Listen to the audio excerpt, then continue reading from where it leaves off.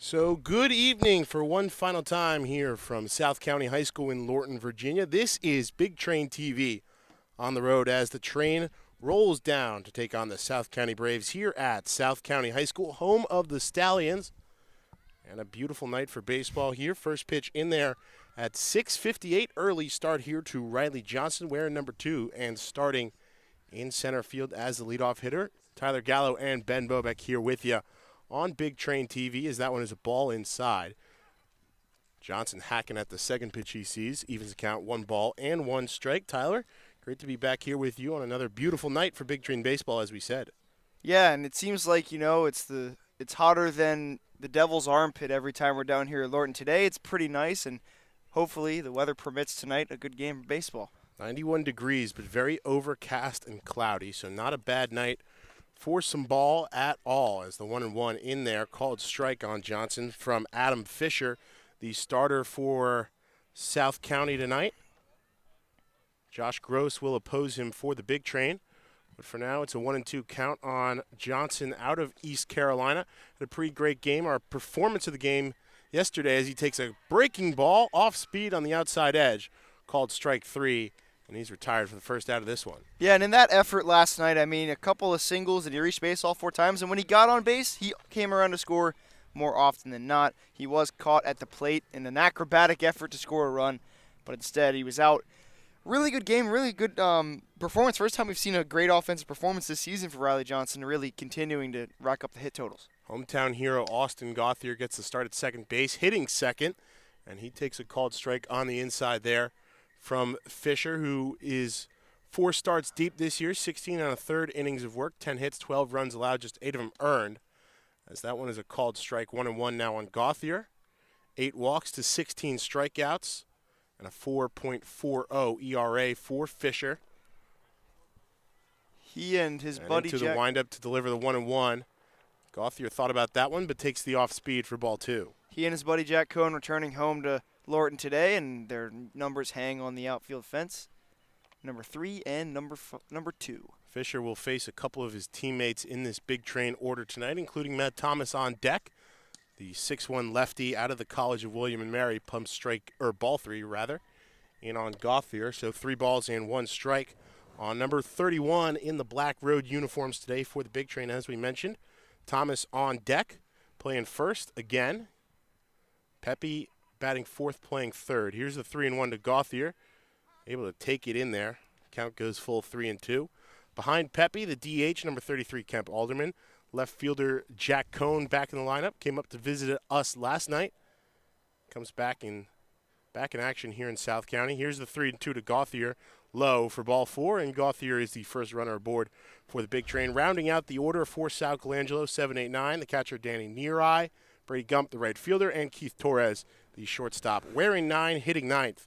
As we said, Josh Gross, also out of East Carolina, will be the starting pitcher. His first start of the season, Tyler.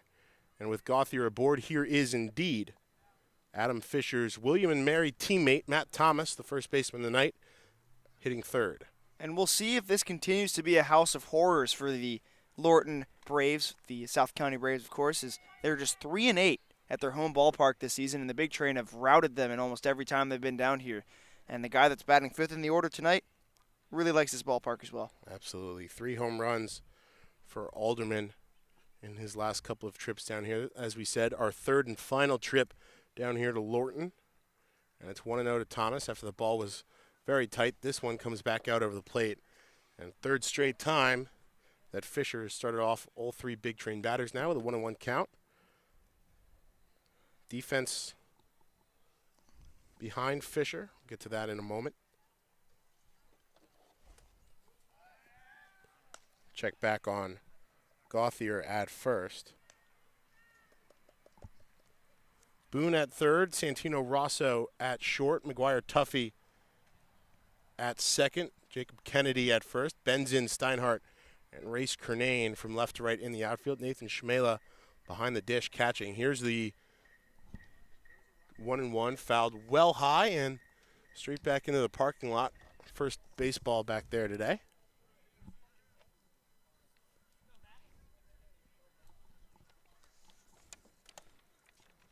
So it's 1-2 on Thomas. We're seeing Will Kennedy at first base tonight. He pitched the last time they were out there and had to wear one in every sense of the word. Came in and allowed a bunch of runs to score. I'll get to that in just a second. How many runs did come across? In 2/3 of an inning, 10 runs on 10 hits. 1 earned, though. One of the more funkier lines we've seen all year. 10 runs, 1 earned. I don't know if that's true, though. Ball 2 to even the count. 2 balls and 2 strikes on Thomas. Runner goes from first. That bounces in front of Shmela, able to keep it in front of him. But an easy stolen base on the dirt paths that are very familiar to Austin Gauthier as he works himself into scoring position here for Thomas.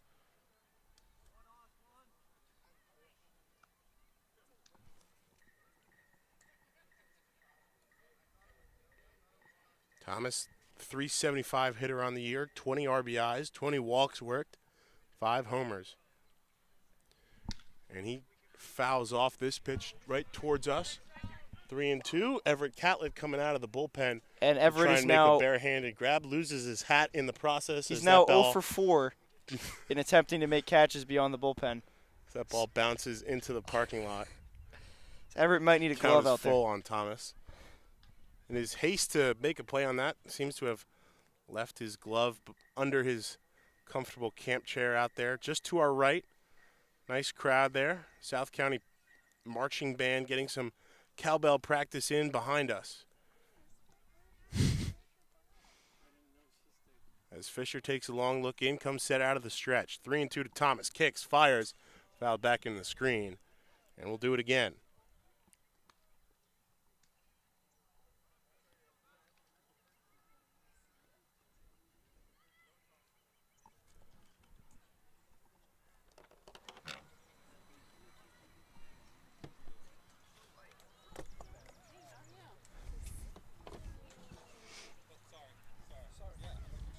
Fisher, here it comes, 3-2, breaking ball inside. Ball 4, back-to-back walks for Big Train batters. And there's runners on first and second now for Rocco Pepe, back in the lineup after a day off last night. Couple of walks in here and, stolen base for Austin Gauthier, really big to get in a runner in scoring position. And a guy that has thrived in that situation all season long is Rocco Pepe, and it's good to see what he has in store here. In his last game, it wasn't great. He grounded into a double play and walked as his only time he reached. He went 0 for 3. But looking to change that here in a place where the Big Train have had a lot of success. Torrid offensive stretch for Rocco about a week ago. Cooled down slightly, leads the team in average with a 397 slash line there. 27 hits, 27 runs scored, 22 RBIs, 11 walks, and 10 times hit by a pitch. Righty move, lefty move back over to first. Fakes it, goes over to third. Gauthier caught in the double steal. Efficient move there from Fisher. Faked the lefty move, and then as Thomas took off for second, able to do a full 180 there to fire over to Boone at third and tag Gauthier out for the second out of this inning. Very smart pickoff play there by Fisher. Gets the runner out at third. Gauthier was dead as a doornail at third base, but Thomas does move to second, so he basically replaces Gauthier at second base. Double steal on there for the Big Train. Doesn't work out quite as intended. Now here's the pitch inside to Pepe. 1 ball, 1 strike. It's crazy how Rocco Pepe has only hit home runs in D.C. 3 long balls on the year. 2 in a single game. Only Big Train player to do that until Kemp Alderman did it here last time. We'll be back in D.C. this Saturday for a doubleheader. As Fisher comes set, still out of the stretch. Doesn't look back on Thomas at second, and this one hits sharply up the left side of the field, but foul all the way. Lashed that one down the foul base side, and there's spacious foul territory here at South County High School, as we've seen. There's a couple of ballparks with big foul territories and a couple without any, like we saw in D.C., and I want to say a medium foul territory at Povich Field. Tier list of foul territory soon to come here on Big Train TV. For now, Fisher steps off, collects himself, works some dirt around that rubber. Follow us on Twitter. Not at Big Train TV, though. At Bo_Bobeck for Ben and at Tyler A. Gallo for Here's me. the 1-1, chopped up the middle. Gloved by Rosso, the shortstop. Short throw, but scooped by Kennedy over at first. And Pepe is retired for out number 3. 2 walks for the big train. They leave just 1 runner on board. Go down quietly with a 0 in the top of the first. Defensively coming up now in the bottom on big train.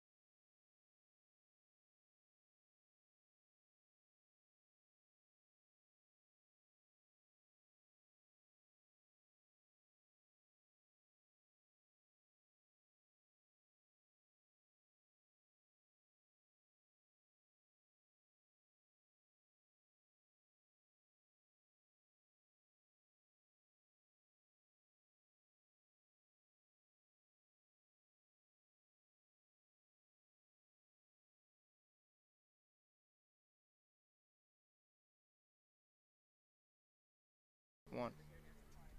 Nothing in the top of the first for the big train. They'll look to keep it the same way for South County here in the bottom of the first. Josh Gross in his first start with the big train. 4th appearance overall. Last one went pretty well for him. Comes in on the year. Pretty efficient one. It's pretty efficient line as he works 2 quick balls to the second baseman, McGuire Tuffy. Gross on the year, 3 appearances, just 6 total innings of work, no runs allowed, or 1 run allowed, no earned runs allowed, 3 walks and 10 strikeouts, just 1 hit. As it's 2-1 now on McGuire Tuffy, wearing number 4 in red today. As Gross drops the arms to the belt and pumps strike 2 in past Tuffy. 2 balls, 2 strikes. Absolutely fooled McGuire Tuffy with that one. Blew it by him there. Big second strike for this batter to lead off the game. Santino Rosso on deck. This one hit loudly towards right field. That's going to get over the outstretched arm of Brady Gump. Roll to the wall. Tuffy rounding first.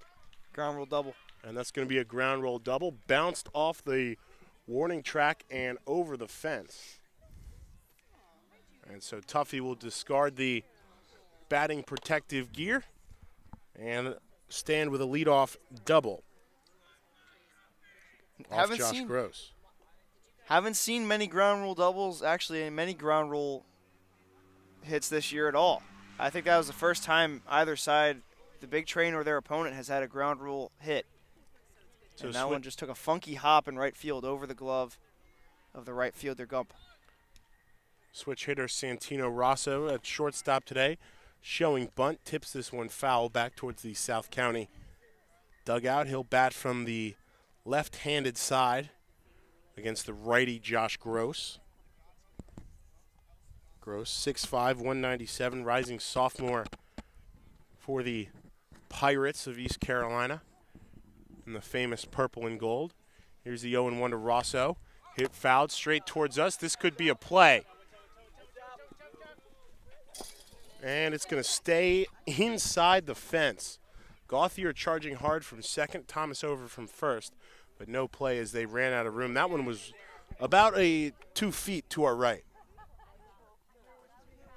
Yeah, it was close. I thought that was going to go into foul territory. Maybe Patrick Chapman could have made a play on it, but I don't think he could have the way he's sitting down in a lawn chair. He and looks so laughing at us right comfortable. now. I'd hate to force him into action. He got a very large salad and called it a side salad.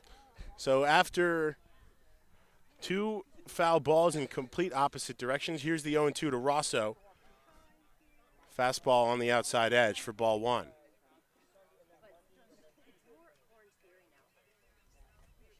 Lively crowd here throughout the South County ballpark.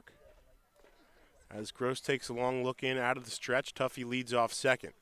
He comes set, hands high, now fires the 1-2, laced into left field. That's going to get down in front of the left fielder Cone. Tuffy will hold at third as the throw is cut off by Pepe, and runners on the corners here with nobody out. Josh Gross greeted very rudely in his outing tonight. Back-to-back hits, back-to-back hard hits as well. And we'll see how he settles in. He does have a runner on first, so a ground ball, maybe it scores a run, but it also gets you 2 outs. So Rosso on first, Tuffy off of third for Will Kennedy, the first baseman. Made a nice scoop on a throw over from Rosso to end the top of the first. And now the lefty first baseman steps in with a chance to put South County ahead here in the bottom of the frame. First pitch from Gross, swing and a miss. 0-1. Nick Erickson, the designated hitter behind him. Left fielder Cooper Benzin. Right fielder Race Grenade. Catcher Nathan Schmela. Center fielder Steinhardt. And third baseman Boone rounding out the batting order to come up in the ensuing plate appearances for South County, as that one misses a little bit low for ball 1 on Kennedy.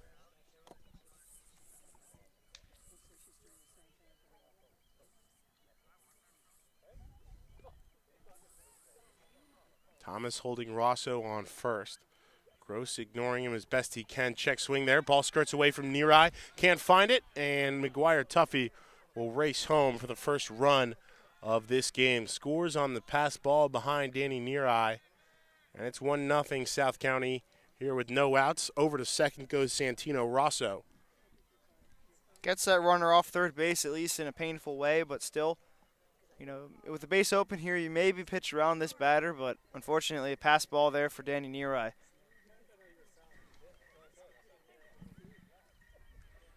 So Kennedy with the slightly open stance.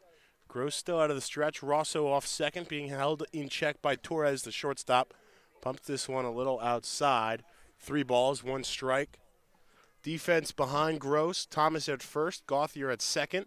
Shortstop Keith Torres, Rocco Pepe at third.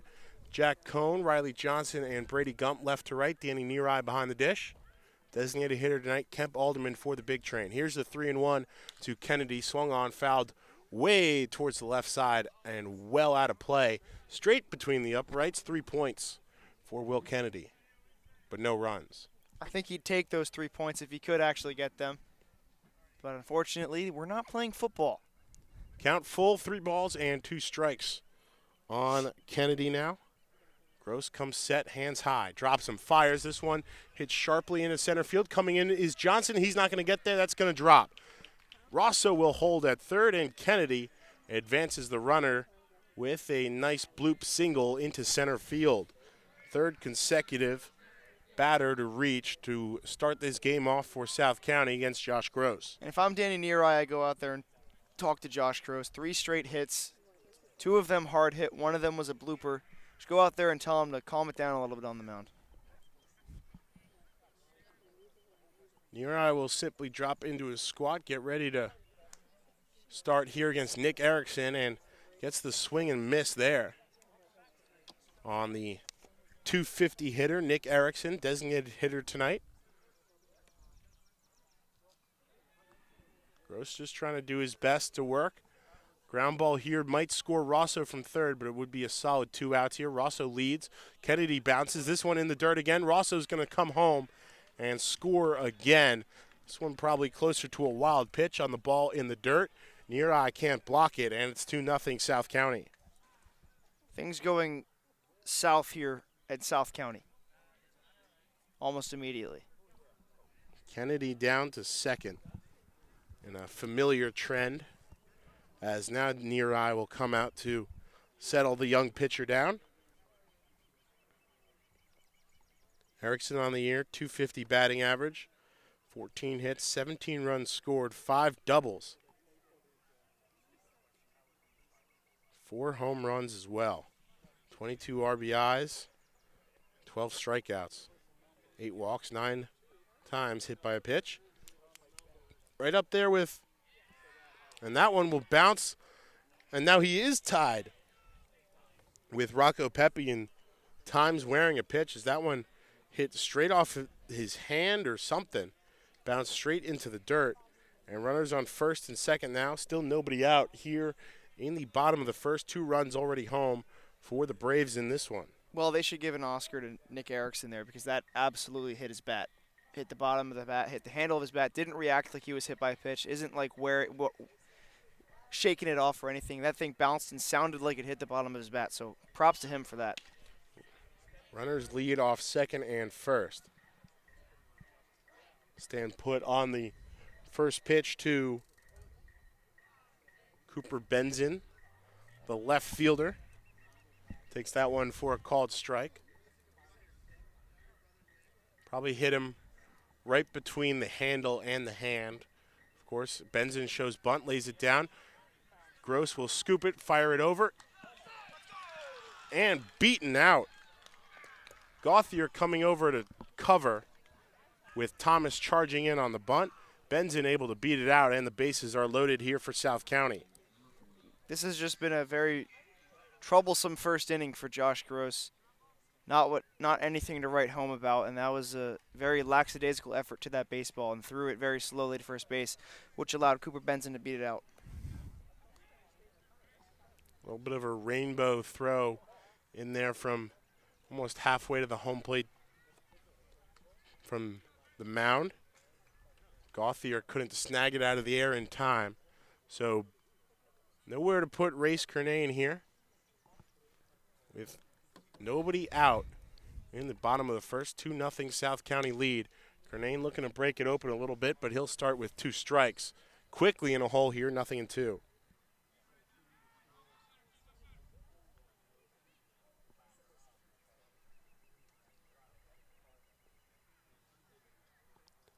Gross still out of the stretch, kicks that front foot up, delivers high for ball 1. I just want the record to show that the first time Patrick Chapman is here in attendance, the Big Train have a rough first inning.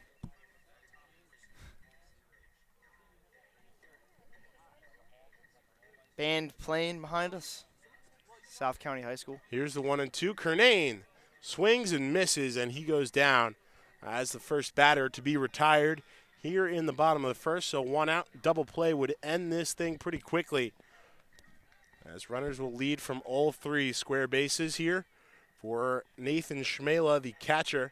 He's got some pop in that right-handed bat of his, and looking to extend this 2-0 lead. Takes the first pitch inside, ball 1.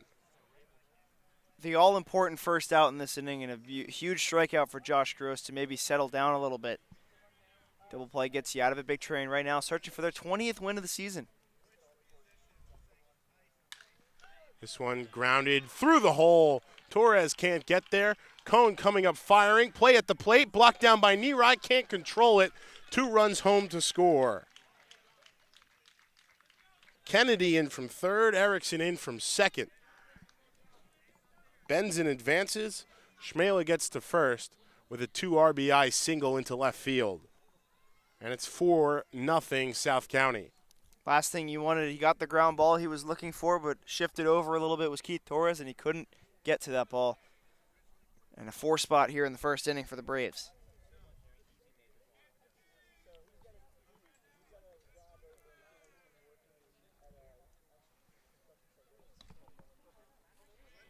Four runs on 5 hits here in the bottom of the first, as that one's called a ball on Boone, the third baseman,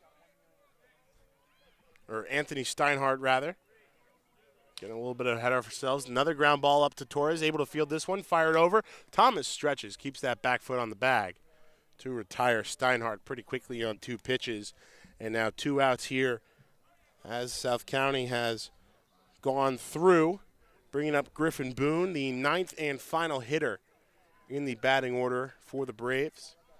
Looking to extend this inning a little bit here. Runners at second and third on the sacrifice ground out by Steinhardt.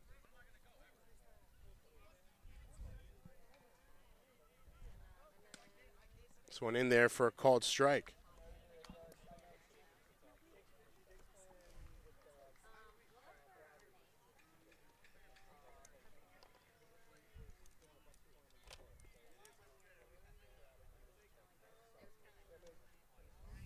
Oh, 0-1 from Gross. Inside, a little bit too tight there on Boone. And it's 1 ball and 1 strike. 2 outs here, 4-0 South County in the bottom of the first. And Gross just trying to get his team back to the bat and a chance to answer. Here's the 1-1, fouled into the screen up the right side. Will roll back towards Brady Gump in right field. And it'll be 1-2 when we're set to go again. Can't believe Patrick Chapman didn't make an effort to get that foul ball. It's pretty close to him.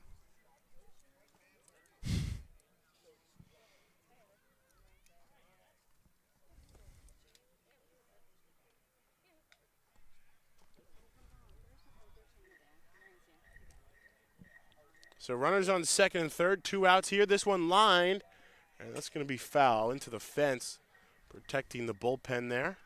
Straight back up the first base line. And the count stays at 1 ball and 2 strikes on Griffin Boone, third baseman today for South County. 143 hitter, 6 at-bats, 4 hits, 6 runs scored. 12 strikeouts on the year. Josh Gross looking to make it a lucky number 13 here. Instead, it's a ground ball to Torres, the shortstop. He scoops it up, fires over. Thomas reaches out and grabs it for out number 3. But 5 hits and 4 runs come home here for South County. They send all 9 to the plate in the bottom of the first, leave 2 on board. Big Train looking to answer at the bat. Due up. Alderman, Cone, and Nerai when we come back on Big Train.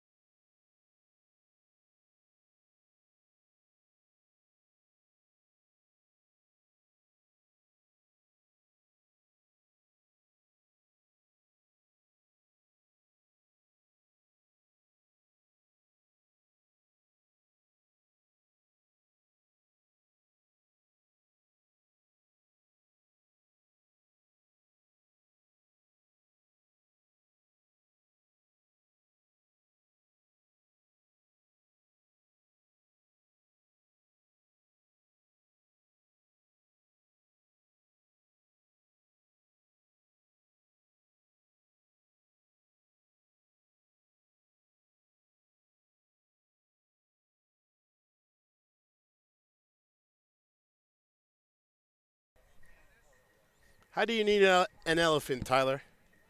What's that? How do you eat an elephant? I don't know. You wait a long time? 1 bite at a time, and that's what the Big Train offense is going to have to do here. Coming to the bat in the top of the second 4 home for South County in the bottom of the first. And Kemp Alderman and co. will look to respond here. Alderman takes the first one in there for a strike from Adam Fisher out of the College of William and Mary. This one below the knees. 1 ball and 1 strike now. On the Mississippi Masher, the mighty righty. Designated hitter tonight, number 33.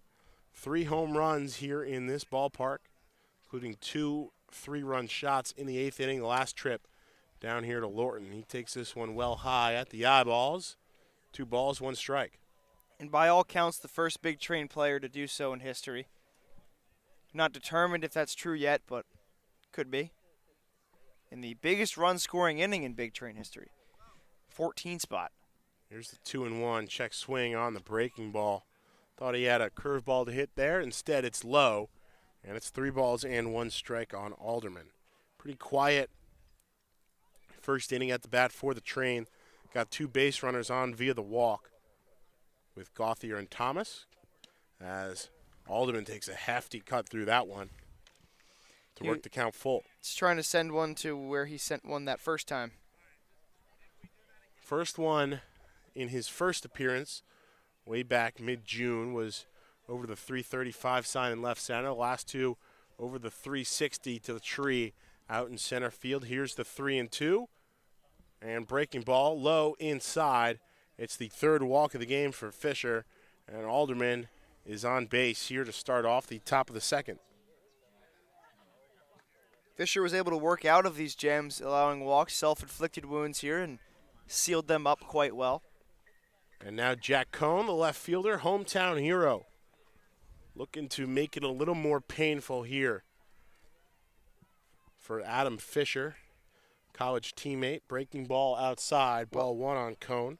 Well, Ben, his freshman year, he actually was a member of the South County Braves.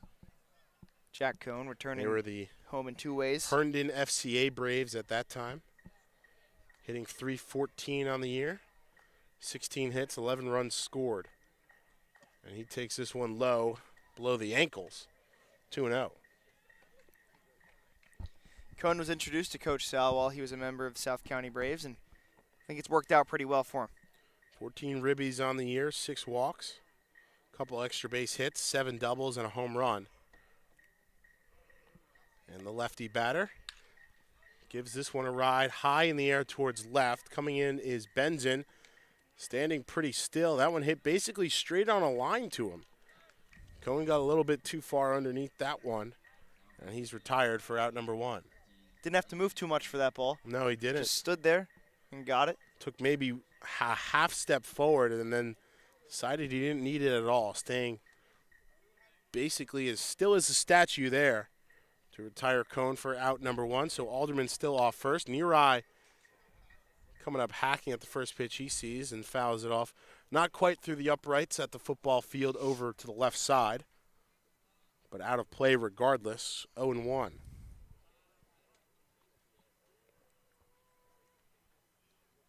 Neareye, 265 hitter on the year. Bats from the left side. This one fired in. Check swing. And a little bit of a bunt foul there. Boone charging hard from third base. Neareye tried to check his swing on the pitch up at the eyes. Couldn't keep himself from making contact there. And an interesting looking bunt foul. And it's 0-2 on the catcher out of Notre Dame.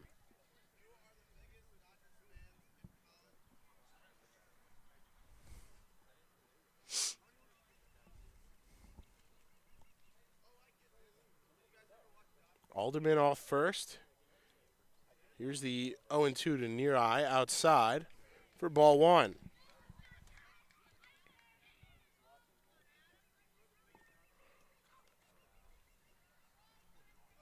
I think Fisher's family's in the stands right now. They were giving him a bit of ribbing there.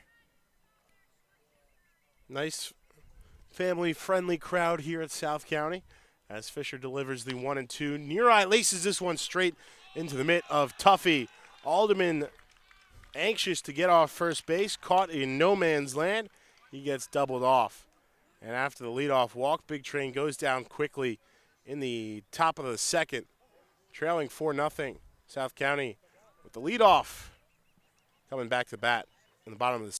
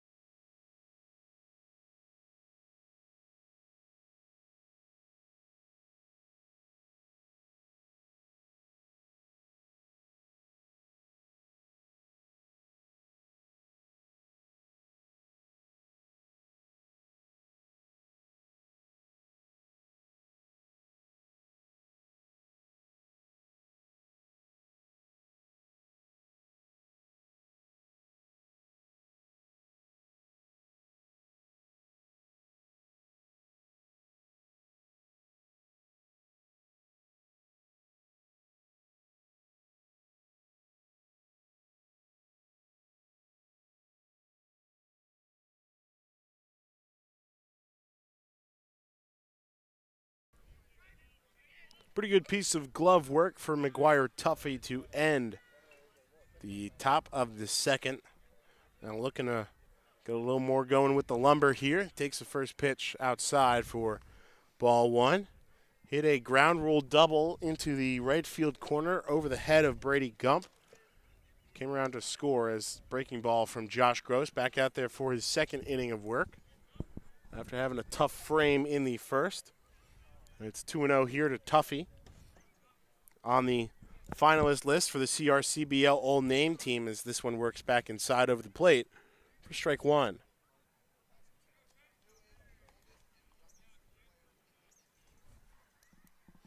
Here's the 2-1.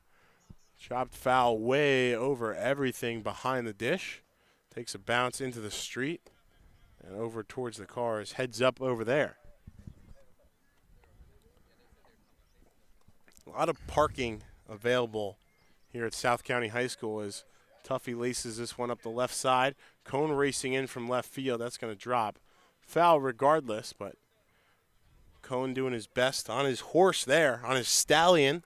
His South County Stallion, to be exact, to come in and try to make a play there in foul territory up the left side of the field. As they're saying, plenty of parking available here at South County High School, and yet, repeatedly, so many people choose to park right in foul territory, right in the danger zone behind the baseball field here. As here's the 2-2 to Tuffy. Chopped up the middle. Coming in is Gauthier, scoops it over, fires it to Thomas, and Tuffy is retired for out number one here in the top of the bottom of the second. Nice little play there by Gauthier. Interesting field here, all grass, except for the dirt cutouts around each base. Almost Rogers Center-esque design with grass instead of turf, of course. And it probably has the same give as turf does, with how flat it is out there. Santino Rosso, switch hitter, still from the left-handed side. Takes ball one on the outside. We saw a funky hop over the outfield fence for a ground rule double. Beautifully thick grass, courtesy of groundskeeping crew here. This one grounded straight back to Gross on the mound, and this time he's able to flip it over to Thomas in time for the second out. And Thomas with some smiles there. It's quickly two gone here in the second for the South County Braves. Good and quick second out for him there. I'm sure Gross will take that anytime. John Epperson, the first base umpire, just in front of us here. Worked the Silver Spring Tacoma game the other night down at Povich Field. This one blasted into left.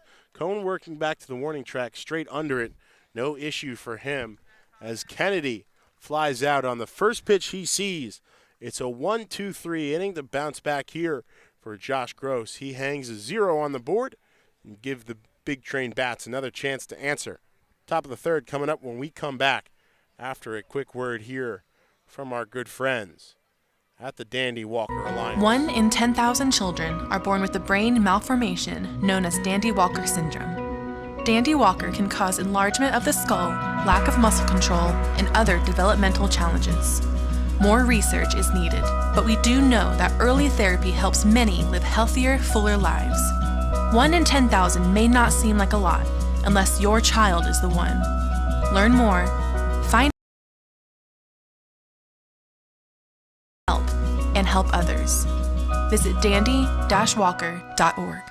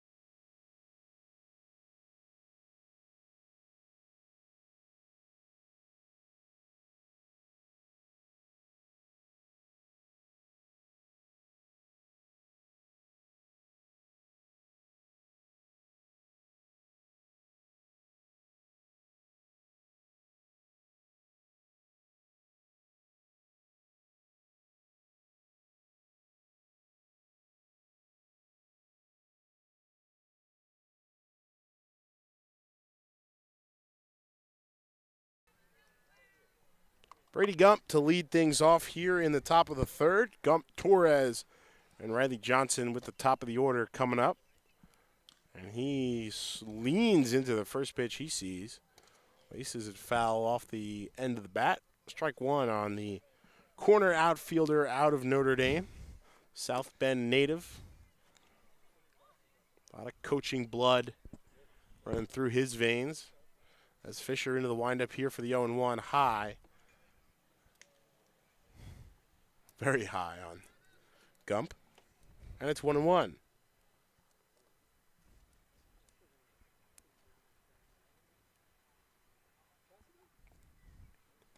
Breaking ball, good breaking ball there from Fisher, but just broke about 5 feet too far in front of Gump. Was already well into that backspin by the time it crossed his knees, and it's 2-1. Fisher working quickly. Gump gets under this one and sends it high towards right field, but again straight at Race Kernane out there in right, and so he is retired as the first out here in the third. Big Train have had a couple nice pieces of contact in the last 2 half innings, but all straight at defenders. No hits yet for the Big Train in this one. Walked 3 times, though. Near Eye had a hard hit ball straight at Tuffy. Cone got a little bit under one, but still a nice piece of contact out to left. And now Gump puts one into the glove of Race Grenade, the right fielder, for out number 1. Bringing up Keith Torres. Looking to turn the order over in style. Shortstop out of Sacramento State takes ball 1. Now ball 2 high. And I'll tell you what, Tyler, Adam Fisher might fit right in with the Big Train pitching staff, how fast he's working out there. He's settled into his rhythm.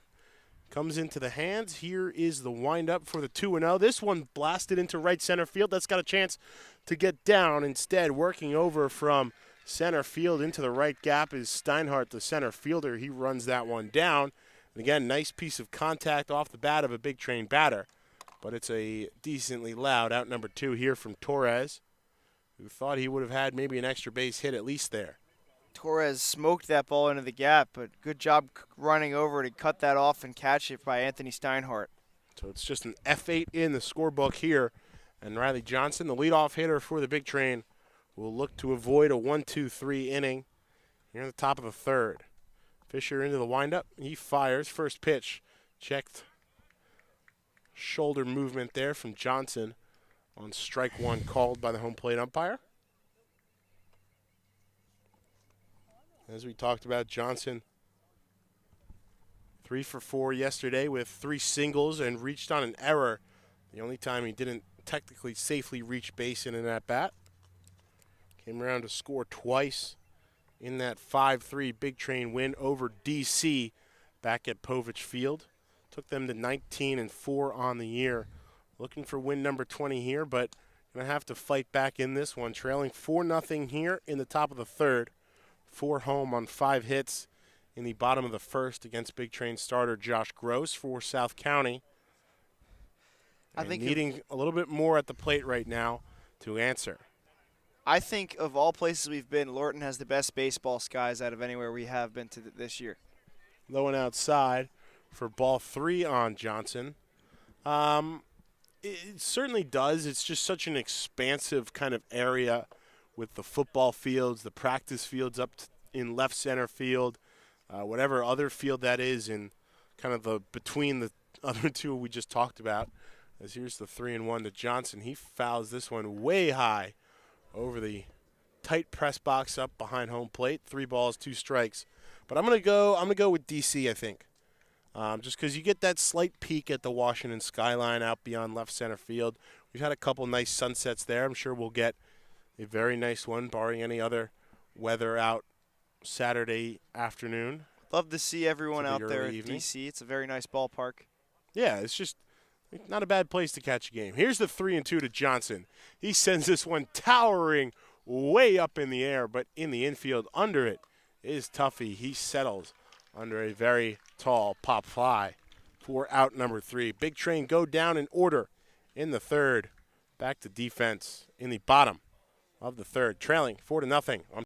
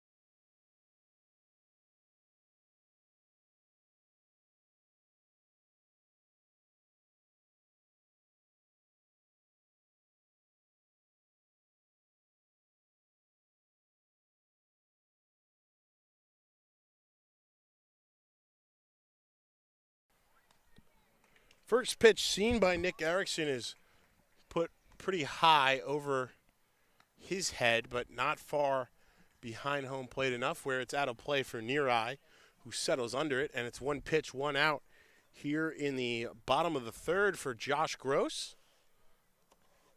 Working his way through this one. And not a bad way to start this inning, Tyler. Nope, not at all. Working quickly. I mean, he got a quick out last inning. 3 outs, 1, 2, 3. Trying to do it again here after that nightmarish first inning. A couple of ground outs and a fly out in the bottom of the second for Gross to work his first 1, 2, 3 inning of this one. And if you're 4-3, 1-3, F7. Now P2 and 4 straight batters retired by Gross as it's 2-0 on the left fielder. Cooper Benzin now. And if you're not inclined to listen to us, you can read the game story after, written by our one and only Dylan Spilko.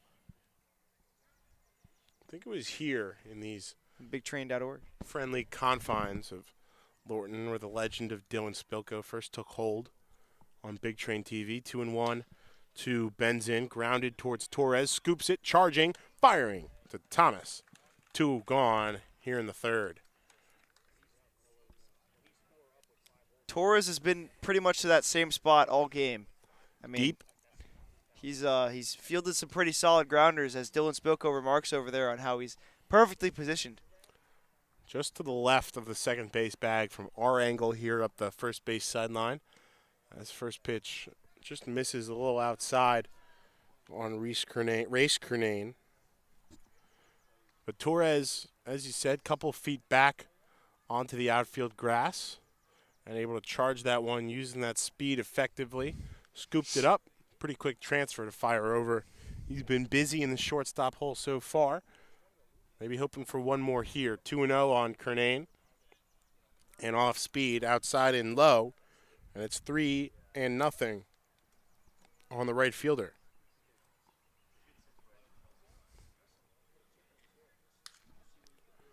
Kernane put some lumber on this one, but well out of play. From the second and left his bat. Had the green light Listed there. as an infielder. 6'5", 255. Rising junior at William and Mary. And he's going to take ball 4 here. So the first batter to reach in 6 tries against Josh Gross, as he's on board here with a 5-pitch walk. Nathan Schmela, 2 RBI single in the first to put some more distance between South County and the Big Train at the time. He golfs through the first pitch he sees, 0-1 from Gross. Gross, a 3-sport athlete in high school, baseball, basketball, and football.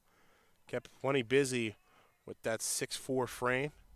He fires the 0-1, fouled back towards the parking lot, 0-2.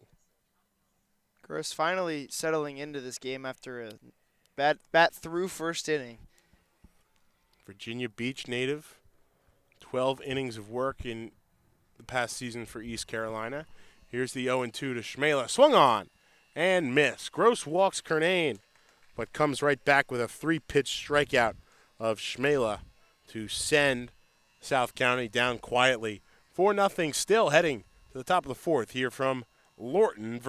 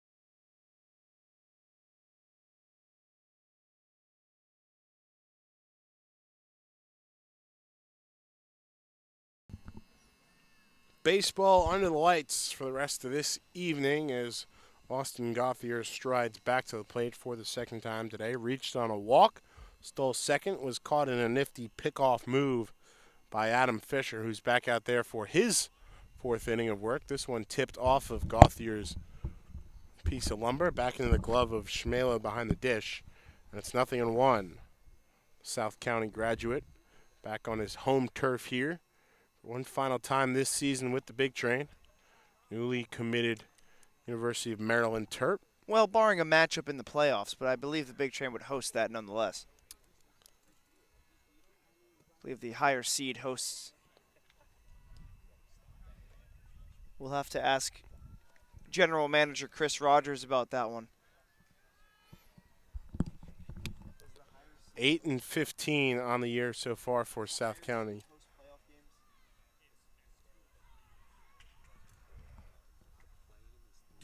This one sails way over Gauthier's head and back to the backstop. And it's 2-1 loudly there as that one clanged off the chain link fence behind home plate. So I've just been informed from a very reliable source that it's home, away, home for the higher seed. Last scheduled game so far. Regular season, whatever you want to call it. This one in the dirt. And it's 3-1 on Gauthier after the first pitch strike. Yeah, I learned the plan is to play 3 versus 6 and 4 versus 5, and then 1 versus lowest remaining and 2 versus highest remaining. Eventually culminating in the league championship series as Gauthier sends this one sky high into left center field.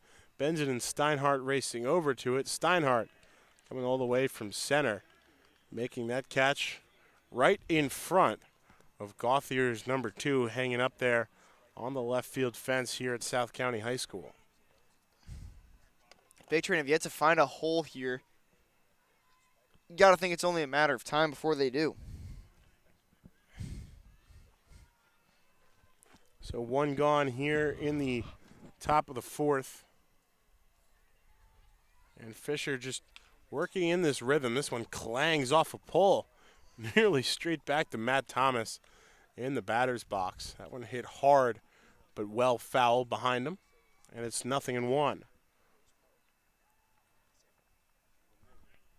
The hits column on the scoreboard in right field quiet so far for the big train.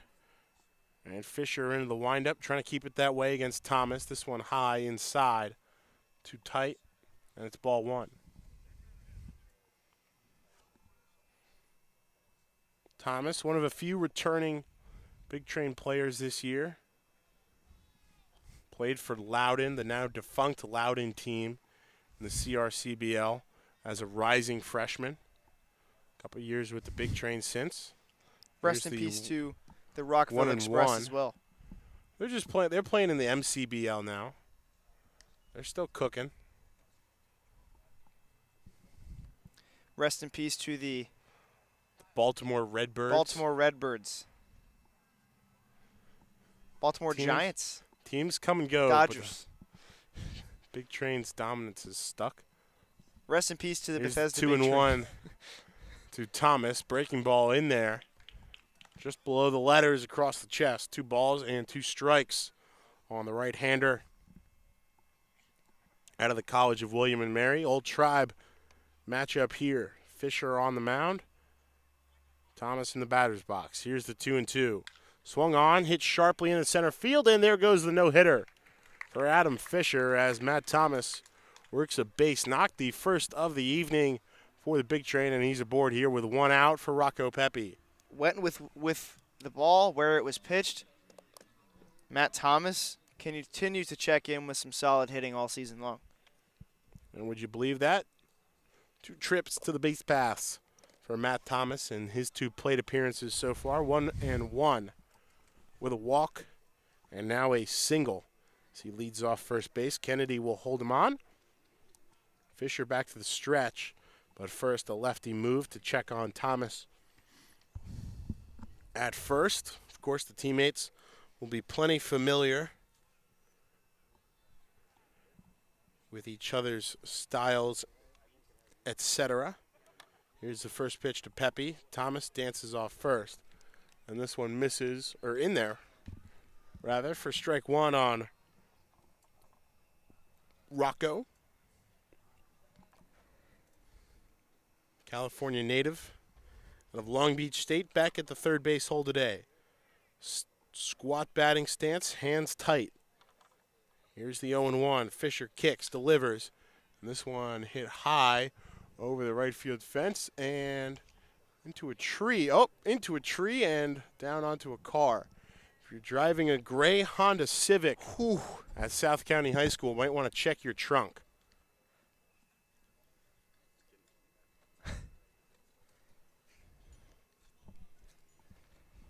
But a free souvenir for a lucky fan here at South County High School. That lucky fan is Here's Patrick the 1-2. Chapman. This one grounded up the middle.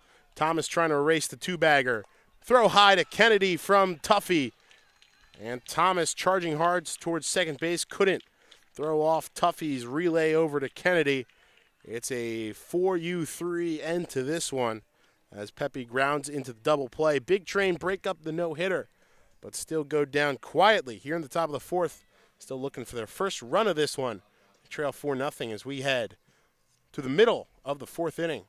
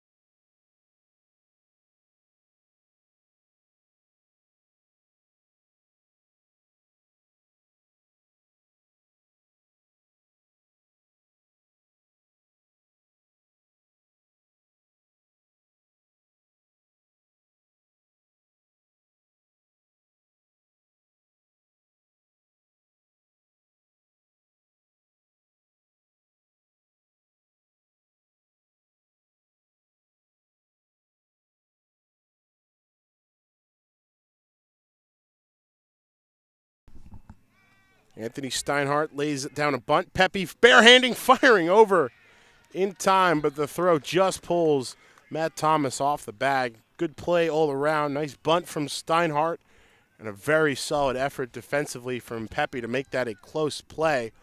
And a very good knockdown there by Steinhardt to put a leadoff runner on board here in the bottom of the fourth. Big Train continued to be stymied by Adam Fisher. Pepe needed to charge about 65 feet of that one. Able to get a bare hand on it. Put a pretty good throw over to Thomas, but it just towards a little bit too far towards second base. Pulled Thomas off at the very last minute. And so Steinhardt reaches after grounding out on a sacrifice 6-3 in the long first inning. No outs here for Griffin Boone, the 9-hole hitter. Third baseman tonight. And this one inside. And off the shoulder or something of Boone. It's the second batter hit by a pitch by Josh Gross. And there's 2 on and nobody out here in the bottom of the fourth now. Steinhardt over to second. And the order turns over for McGuire Tuffy. I thought that hit the bat behind his head. Instead, it hit his front shoulder or something. Well, Ben, that's 2 today that potentially hit the bat. We also don't have the best view of the proceedings in front of us. As Gross out of the stretch fires this one over the mitt of Neareye behind the dish. And a wild pitch will send the runners to second and third. This is a situation where you can't let things get away from you if you're Josh Gross. Just act like there's nobody on base right now and attack this hitter, because it's really tough to have these two runners in scoring position.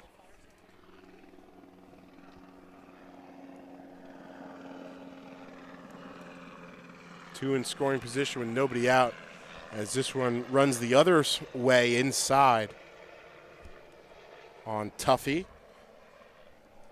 1 for 2.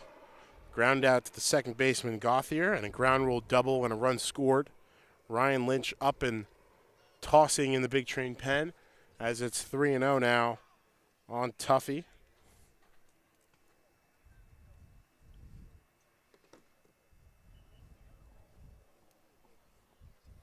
Gross comes set, looking to regain control of this inning, one batter at a time. And misses outside, ball 4. Tuffy takes all 4 he sees in that at-bat and walks the bases full with nobody out.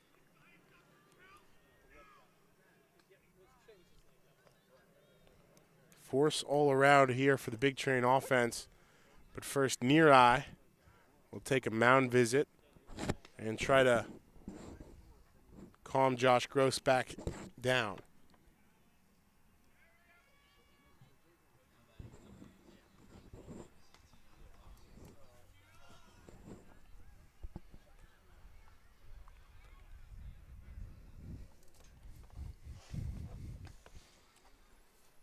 He'll face Santino Rosso, also 1 for 2 today with a single and a run scored. Ground out back to Gross. He comes up at the first pitch he sees. Grounds it foul up the first base line. Back into play. Cotton Candy Sky starting to reach out behind the sky throughout Lorton, Virginia here. Lights coming on. Sun pretty obscured for most of this ball game. Gross looking to work his way out of this one. In there, strike 2 on Rosso. That's a good way to start. 0-2 now on the 2-hole hitter for South County. Shortstop Rosso out of Hofstra. Rising junior at George Mason. West Springfield, Virginia native, local kid. Knows the area. Here's the 0-2. Hit high in the air towards center. Johnson's got a long way to come. That one's going to bounce in front of him. Takes it on one hop and skies one way over the head of Near Eye back to the dish. So 1 run will come in. Johnson trying to echo his heroics of yesterday when he gunned out a potential tying run for DC at the plate. Instead, airmails that one. Able to hold Boone at third, but Rosso reaches with an RBI bloop single into center field. Yeah, that thing was a funky play. He got fooled by it initially, went back on it, and when he went back out on it, I knew he probably was going to miss it as he came in and bounced in front of him. And Riley Johnson, I'm not sure who he was aiming for on that throw, but it was well beyond the reach of the catcher. Certainly has a cannon strapped to that left arm in center field. Boone over to third, Tuffy to second, Rosso off first as Steinhardt comes around to score. It's still nobody out here. 5-0 now in favor of South County. The bottom of the 4th. Gross delivers the 1-0 low for ball 2.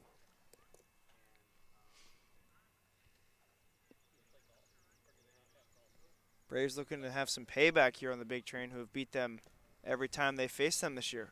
0-5 against the Big Train this season. This one scorched into right center field. That could be trouble. That could be off the top of the wall. Johnson collects off one hop. Base is almost clear. Rosso holds at third. It's a 2 RBI stand-up double for Will Kennedy. And a couple more runs on the board now after Kennedy scorches that one to right center field. And that could be it for Josh Gross, as that'll bring Sal Colangelo out from the dugout. Yeah, very rough night tonight, and they'll happen every once in a while for every pitcher. Tonight it just had to be Josh Gross's night as they trail 7-0 to the South County Braves. So Gross's day is done after 3+ innings of work. Deserving applause. 2 stellar innings in between 2 less so ones there. 7-0 South County. Ryan Lynch coming into the game in relief. We'll take a second here for our friends, the Dandy Walker Alliance. 1 in 10,000 children are born with a brain malformation known as Dandy Walker syndrome. Dandy Walker can cause enlargement of the skull, lack of muscle control, and other developmental challenges. More research is needed, but we do know that early therapy helps many live healthier, fuller lives. 1 in 10,000 may not seem like a lot unless your child is the one. Learn more, find help, and help others. Visit dandy-walker.org.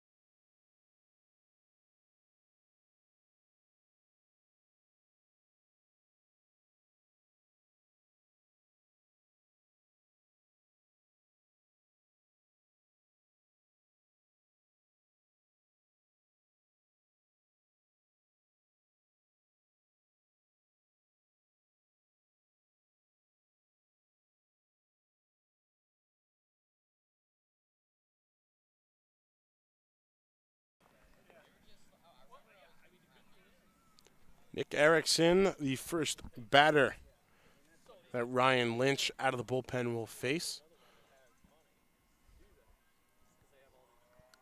The lefty out of Notre Dame comes into today. Pretty decent run of appearances there as that one misses a little bit low on Erickson. 0 for 1 on the day, hit by pitch and scored in the first. Popped out to the catcher on the first pitch he saw in the third.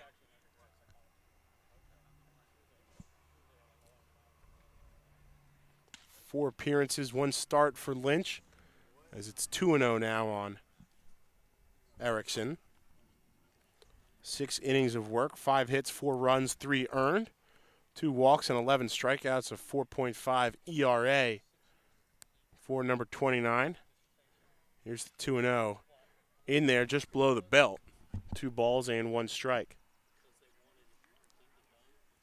I'm looking for the big train to tack on a few runs now that, potentially a new starter or a new reliever could come in, but I don't see any reason why they take Fisher out in this game. They got to get back to the bat here. No outs. Runner on second and third. This one chopped up to third base and a bad hop off the front of Rocco Pepe. And I believe that's going to be foul. So I think maybe hit the base and bounced into Pepe regardless. Or no, that's not going to be foul. Erickson will reach on the single. They're going to call time as that one took a sharp hit straight into Pepe charging at third base. Safe all around. Bases loaded again as Erickson reaches on the funky infield single. The ball hit Pepe, bounced back up the third base line towards home plate. Lynch came over to try to cover, but not in time to work any sort of play out. Hit Pepe straight in the shoulder almost. As a beautiful sunset starts to peek out from beyond left field. Cooper Benson coming to the bat now. Couple RBI opportunities in front of him with the bases loaded. And again, still nobody out here in the bottom of the fourth. 3 runs already home. 7-0 in total for South County. As Lynch comes set, gets strike 1 there on Benson. And now straight back out of the stretch. This one a little outside. 1 ball, 1 strike.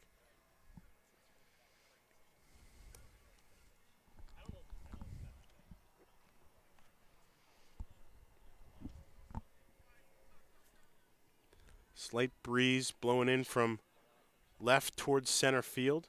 Here's the 1-1. Breaking ball just a little too tight on the left fielder, Cooper Benson. And it's 2-1 now. Benson, the tall, 6'3", 195, rising sophomore at VCU. Here's a 2-1. And that one misses again, and it's ball 3. Nowhere to put Cooper Benson here. Lynch needs to work this one back out over the dish. Erickson leads off first. Kennedy off second. Rosso off third. And the breaking ball misses low in the dirt inside. Ball 4, and another run comes home. Bases stay loaded with nobody out here in the 4th. 8-0 for Race Curnane.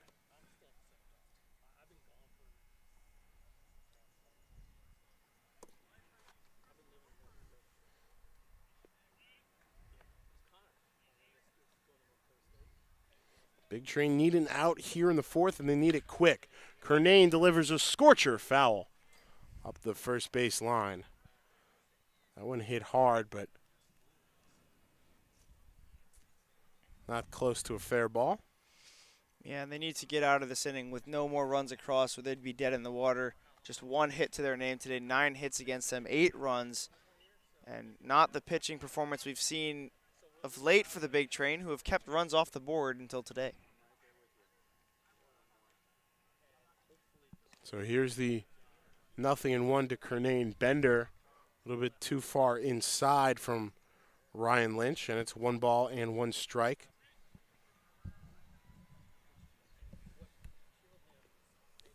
Lynch got the start the last time these two teams played at Povich Field, as he gets one there just above the knees.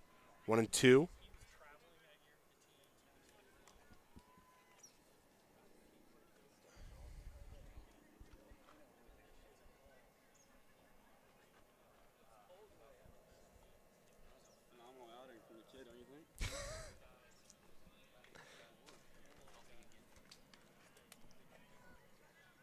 Always good to see a good attitude about it, at least. Josh Gross walks by and tells us it's a phenomenal outing, huh?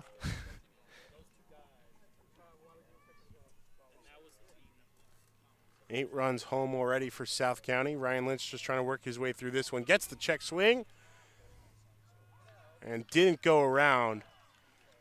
Able to hold up. I don't know about that one. Yeah, that looked like the bat may not have gone all the way around, but his hands were well out in front of the plate there.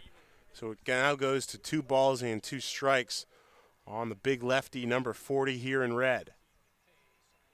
Lynch takes a long look into near eye behind the dish, now steps off. Will collect himself, shakes off that left arm, adjusts the cap, looks down at the dirt, gets a new grip on that baseball. There's like one little hole in the cloud cover here in Lorton, and it's showing a beautiful sunset. Curnane checks the swing again. Ball pops out of near eye's mid. I think that might have caught Curnane's bat or something. Instantly called a dead ball by the home plate umpire as Kennedy was dashing home from third. Yeah, and he'll hold. Patrick Chapman Count cannot stays believe 2-2. his eyes in this game. That one was more of a check swing than the first one. Yes, it was. The first one, he definitely went around. Simply put. Anyways, here's the 2-2 from Lynch. This one is chopped just past the diving Keith Torres. 2 runs will come home. Play at the plate. Not in time on the throw in from Johnson. And 2 on. Still nobody out here. And it's double digits on the scoreboard for South County. An inning that was, it's still prolonged, but an out that should have been gotten. The home plate umpire made a poor judgment call on the check swing. Third base umpire, excuse me. And this inning will continue. So Kennedy scores from third. Erickson scores pretty easily from second. Torres, as we said, shifted far towards the second base bag. Got a really good jump on that, arcing through the air. Nearly able to knock it down. But just past his outstretched glove. Dying into center field. Johnson couldn't come up with it quick enough to stop the second run from scoring. So it's 10-0 here with 6th in the bottom of the 4th and still nobody out. This one bounces in front of Nathan Schmela, and it's 1-0.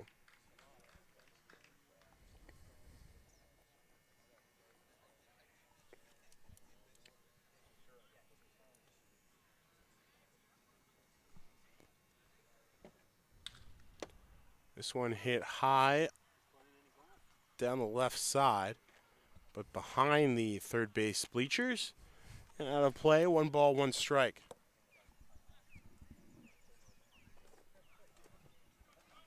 You know, maybe 10-0, but the big train did come back from being down 7-0 against South County earlier this year. Came back to win that game 9-7. I think we said it earlier. One bite at a time. But first you need to get yourself back to the plate. Here's the 1-1. Lined up the third base line. 1-2 now on Shmela. Ground ball here would do wonders with runners on first and second, and still nobody out. Shmela, compact stance. It's that bat slightly cocked behind his head, and swings and misses through strike 3 there. Big strikeout for Ryan Lynch, and it's the first batter gone here in the 4th. But already South County has batted around, with Steinhardt stepping back to the box for the second time this inning.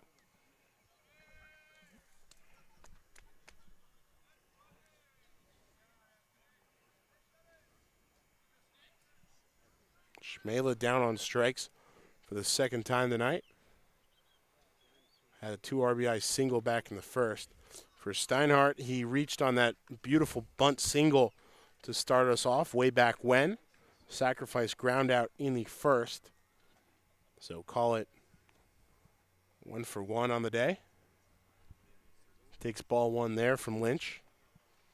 Trying to get a ground ball here to end this inning. And instead, runs it inside. Steinhardt wears it, and the bases are loaded again. Having a big train-esque inning here are the Braves. Third South County batter hit by a pitch. First by Lynch. And it's 1 out, and the bases juiced here for Griffin Boone. He wore 1 from Gross in this inning as he checks his swing there on a called strike. 0-1.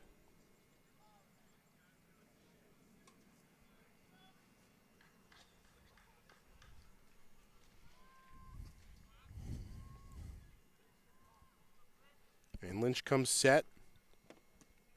Puts one just below the knees. 1 ball, 1 strike now.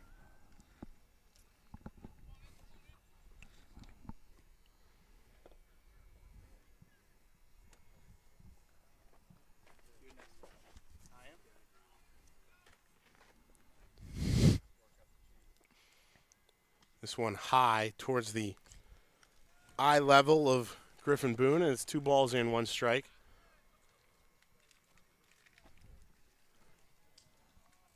Ryan Lynch just trying to get the offense back to the dish here. Still 2 outs away from the end of this half inning. It's been a long one. This one grounded towards Pepe. He scoops it, can't handle it, bare hands it, and able to fire over for the second out. But coming home to score is Benzin from third. Kernane over to replace him. 2 still in scoring position with 2 outs and now first base open. Pepe did well to stay with that one after a bobble on the transfer to get Griffin Boone as the second out of this one and bring McGuire Tuffy back to the box for the 4th time today, pardon.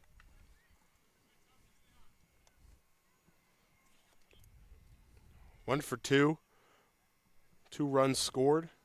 He walked as he takes a breaking ball there from Lynch for strike 1. Don't know if that qualifies as stay hot, but got to do what you got to do in the dugout, I guess.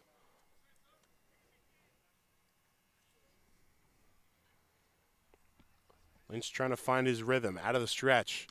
Check swing, doesn't matter, called strike. 0-2 on Tuffy. An inning that should probably be over, but prolonged by a interesting call by a home plate umpire, or third base, excuse me. Haven't been able to work their way around that one, the big train so far. This one high and outside for ball 1. Can't let one little thing like that doom you as it has in this one. 7 runs now home.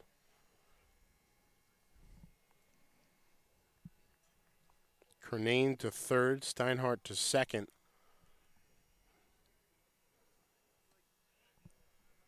As that's ball 2 into Tuffy.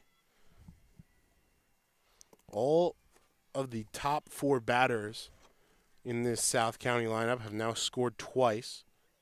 And Kernane and Schmela, the only 2 South County hitters to not reach home plate yet. Here's the 2-2. Swung on and missed. Tuffy goes down swinging, not able to stay hot nor prolong the inning as Ryan Lynch finally gets out of it, but not before a 7 spot hung up here in the bottom of the 4th. 5 more hits and 7 more runs. It's an 11-0 lead for the Braves. Big Train trying to answer with anything. Top of the 5th coming up next.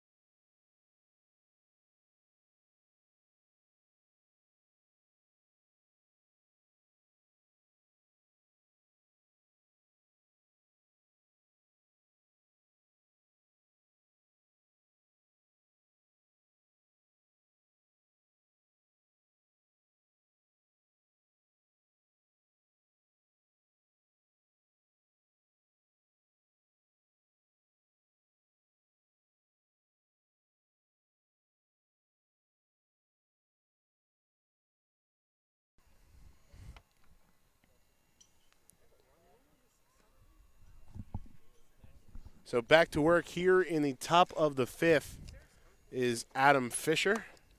He's been cruising through 4 innings so far, just 1 hit and 3 walks allowed. Only 4 base runners for the Big Train, and 2 of them have been caught out on the base paths, including this man, Kemp Alderman, caught in an unlucky double play as Danny Near-Eye scorched one to McGuire Tuffy at second base, and Alderman aggressively trying to get to second base, just caught in no man's land, unable to get back way back in the 2nd inning as he takes a quick 2 balls here from Fisher.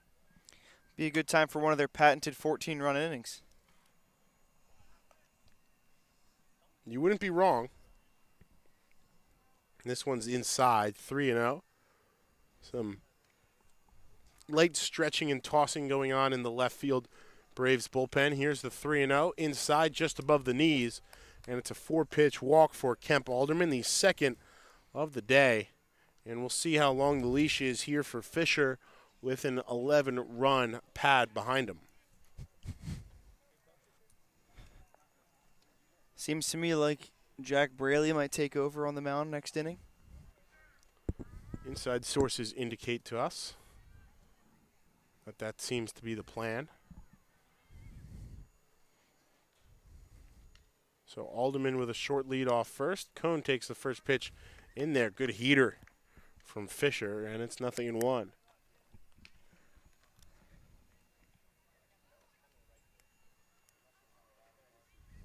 Cone looking for something to hit here. Gave one a ride to left field in his only at bat of the day. Lines this one into right field. That's going to get down Second hit of the ball game there for the Big Train.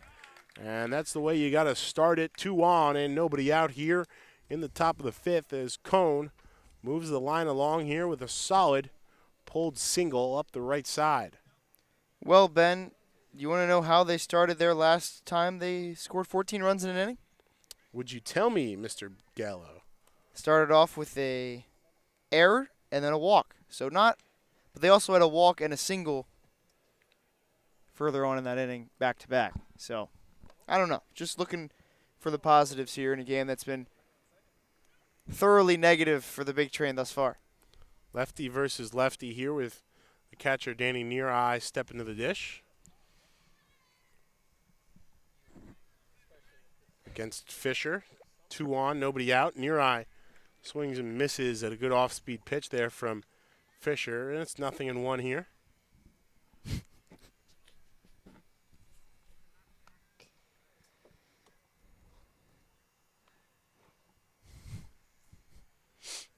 Neareye just trying to settle back into an offensive rhythm. Now would be as good a time as ever. As here's the kick. Fires in there.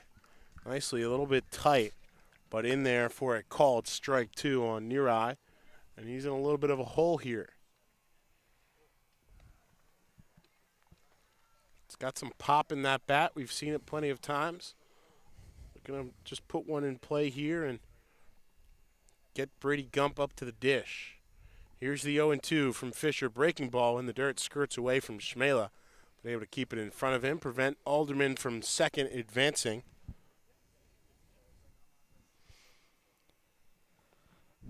One and 2 on Danny.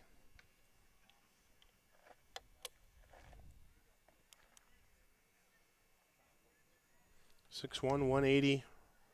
Florida native, Bishop John J. Snyder High School. Here's the 1-2.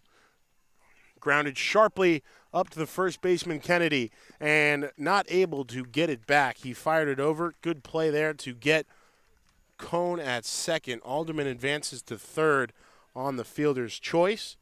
And Neareye grinding his way up the first base line. Kennedy and Fisher both in the area to cover the throw back from shortstop Santino Rosso. Nice little 3-6-3 fielder's choice there. But the throw pulled Kennedy off. So runners on the corners here.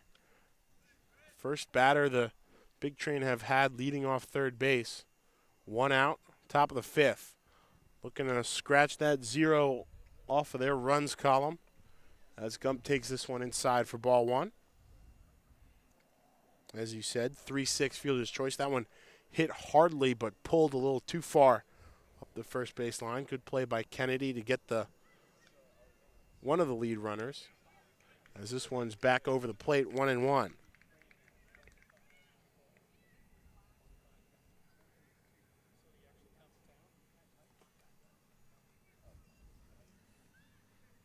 Long look in from Fisher, working quickly. He's found his rhythm through 4 1/3. He kicks, he fires home. Gump gives this one a ride. Well foul towards the bullpen and heads up there. Everett Catlett having a squirt of the way out of that one. 0 for 5 now. Is Everett Catlett making catches? Well, didn't really have a play on that one. We'll give him the respect he's due. 0 for 4. When you're 6'7", you might have a play on more balls than most. But no good look at that one. First and third here. Runners on the corners. 1 out for Brady Gump in a 1-2 count. Fisher gets the sign. Comes set, checks over on Neareye at first. He fires, and Gump laces this one into shallow right field. That's going to get down. Alderman will score. Neareye muscling his way over and standing up at third base. Throw squirts away a little bit from Rosso, the shortstop, but he's able to collect it. And Brady Gump checks in with the first RBI single of the day. First run of the day for the Big Train as they cut it back to 10 on the deficit, 11-1. Here, still with 1 out in the top of the 5th. Well, they just Gotta need start somewhere, Tyler. Right, and they just need a walk-off 11-run home run right now, and they could easily win this one. A walk-off in the top of the 5th inning.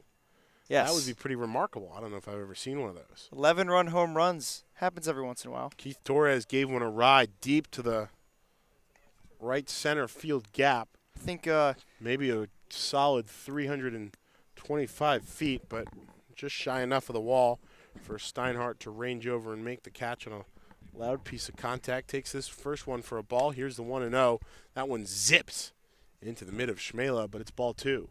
I think Ryan Braun once hit a 11-run home run, if I'm not mistaken. How about Neareye showing off some of those wheels, motoring over to third on the single by Gump.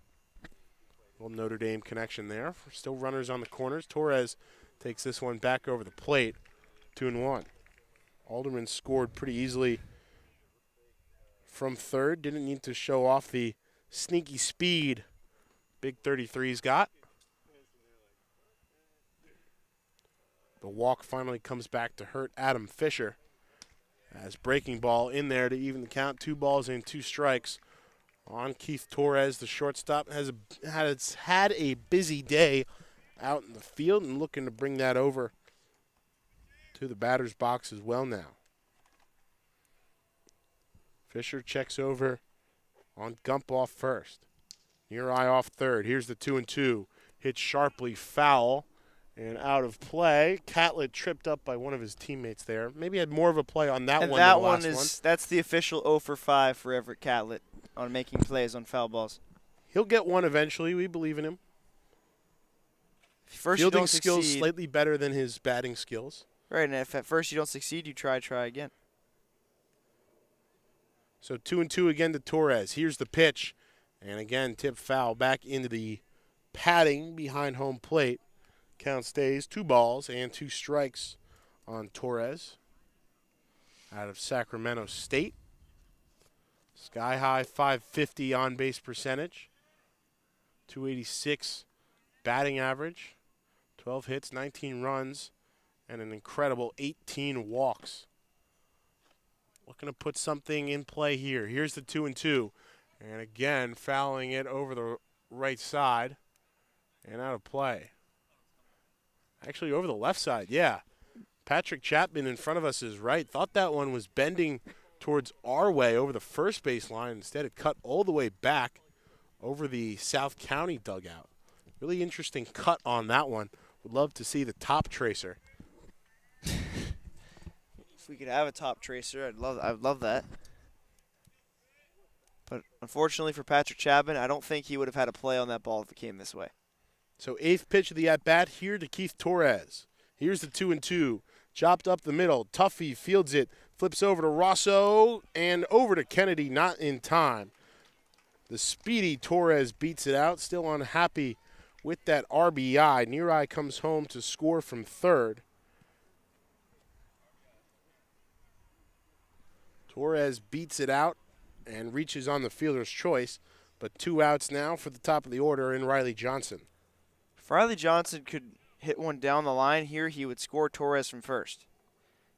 And that would be pretty helpful. And if Riley Johnson could get on, he'd have a lot of speed, potentially, with Torres and Johnson on base in front of Gauthier. So Gump out at second on the fielder's choice, 2-4, or 4-6 rather. I don't know where I got the catcher from. Ball 1 into Johnson. This one good off speed, but a little outside. 2-0 now to Johnson. You can certainly see the control starting to wane from Adam Fisher, but still with plenty of room to work here. Now a 9-run lead, back to single digits with 2 here in the top of the 4th. I don't know where you did get the catcher on that one, Ben. This one fouled off again over the left side. 2-1 now on Johnson. You thinking about sending Torres here potentially? Wouldn't be scoring smart. Position? Don't want to get the runner thrown out when you've worked a mini rally here in the 5th inning. Hit and run at all? Hit and run, yeah. And with 2 outs, you can do a hit and run. It doesn't Here's really. 2-1. And this one scorched into left field. That could be trouble. That's going to get to the wall on 1 hop. Torres rounding third, getting the windmill from Coach G. Rosso with the cutoff, firing home, not in time. Ball skirts away from Shmela.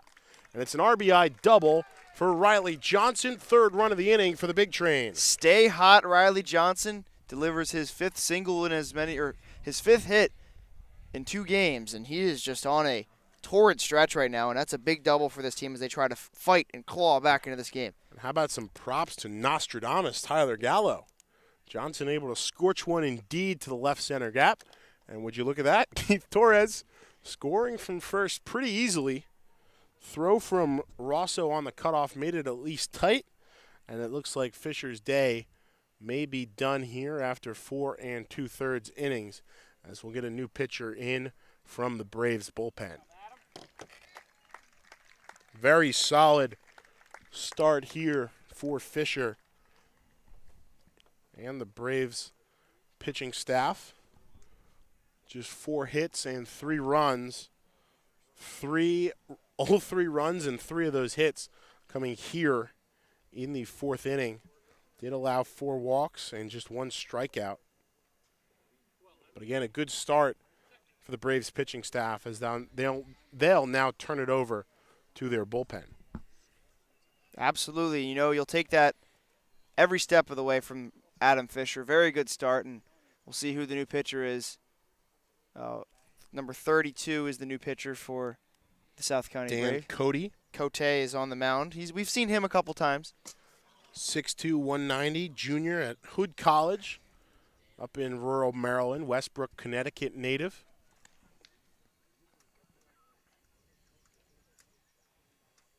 Cody on the year, 7 appearances, 8 innings of work, 12 runs allowed, 9 hits, 8 of those runs earned. Slightly worrisome strikeout to walk ratio, 6 Ks, 7 walks, an 0-2 record, 2 doubles off his arm, and a 9.0 ERA. So just trying to get him to eat some innings here in the middle of this ball game. Yeah, and a solid 4 2/3 today from Jonathan Fisher. Adam Fisher. They have another Fisher on their team. Still is on tap for that runner at second base, though.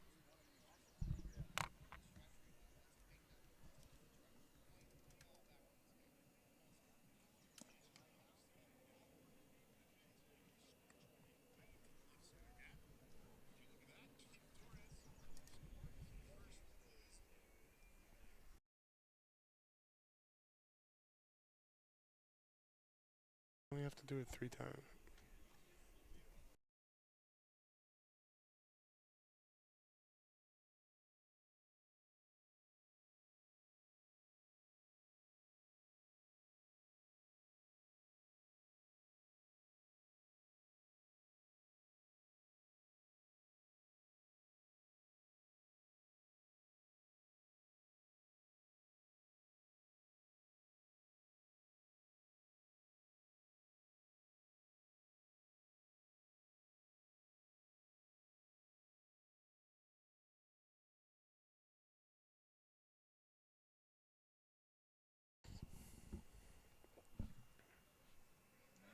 So Austin Gauthier out of the 2-hole will be the first pitcher Dan Cody faces. 32 in red. Connecticut native, again out of Hood College. Trying to work his way through the top of the big train order here. 2 outs. Johnson off of second. Some speed on the second base bag as Cody will start out of the stretch. Gauthier swings at the first pitch he sees. This one deep to right field, and that's going to bounce against the wall. Johnson trots home from second. Back-to-back RBI doubles for the big train offense, and they've cut this one to just 7, 11-4 here in the top of the 5th. Don't go anywhere, ladies and gentlemen, because this game is far from over. You know, we've seen some good comebacks for the big train this year, and they're fighting their way back into this one.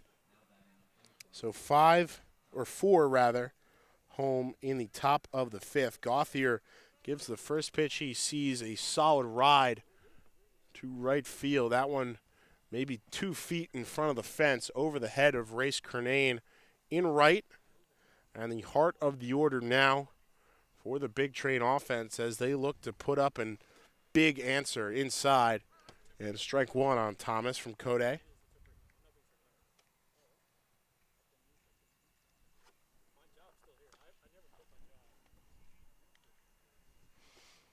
How about a how do you do and welcome home for Austin Gauthier? Smoked that ball. Thomas takes that one in there. 0-2 now. Thought about going around, able to keep those hands steady. Instead, it's just a called strike by the home plate umpire. Thomas, 1 for 1 today, reached on a walk in the first. Caught up in a double play after singling in the fourth. Like to add to his tally here. Here's the 0-2 in the dirt, skirts away, over to third goes Gauthier pretty easily. Now 90 feet away from a 5 spot here in the fifth.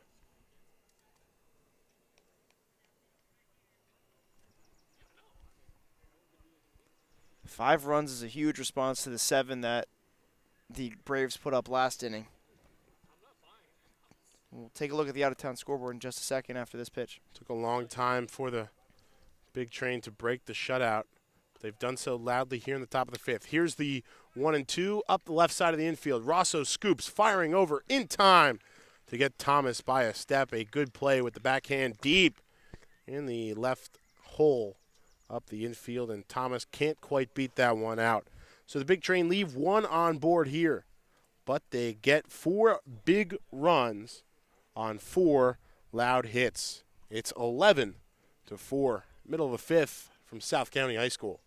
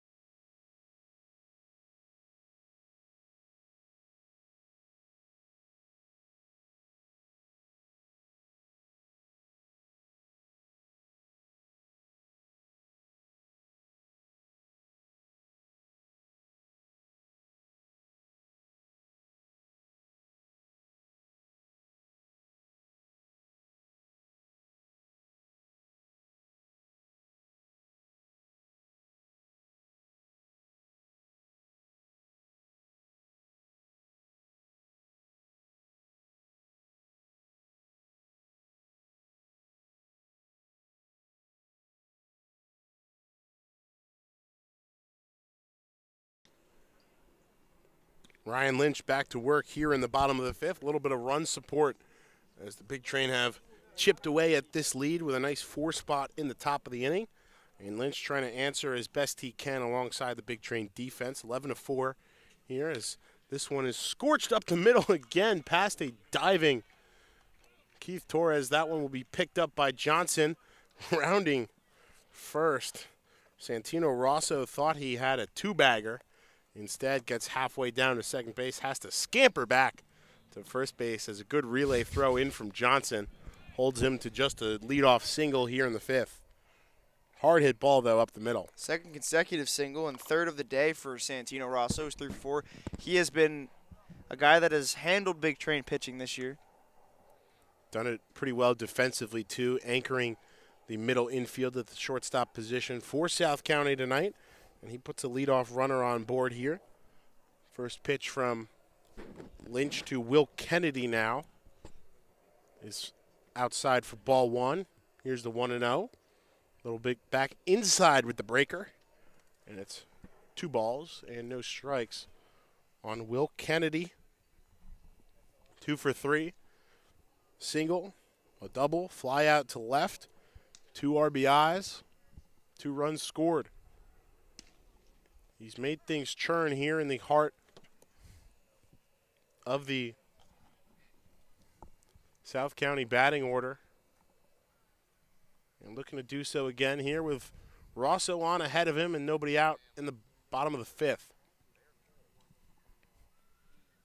Lynch takes a long look over at Rosso. Now comes home, gets a swing and a miss at the ball in the dirt.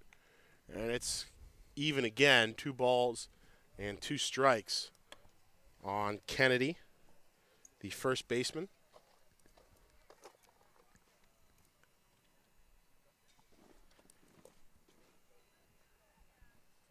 And he check swing there, ball in the dirt. Easily went around, and he's retired with first base occupied. It's straight back to the dugout on the drop third strike. 1 gone here in the bottom of the 5th as Kennedy goes down swinging. Huge strikeout there for Lynch as he looks to get things continuing. Just keep runs off the board here.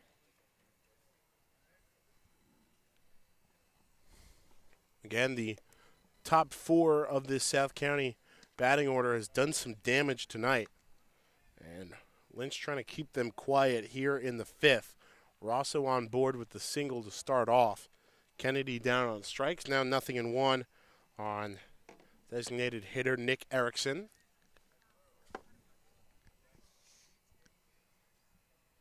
Listed as a catcher. Another rising sophomore at VCU. Rosso throwing, or going rather, trying to steal second. Throw bounced on a 1-hopper. A little short of Torres on the cover, or Gauthier on the cover rather. And Torres into scoring position safely here.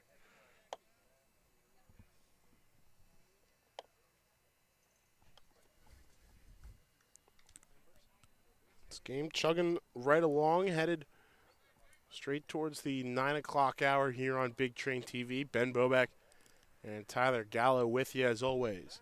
Here's the 1-1 as Lynch instead steps off the bag, back to check on Rosso off second.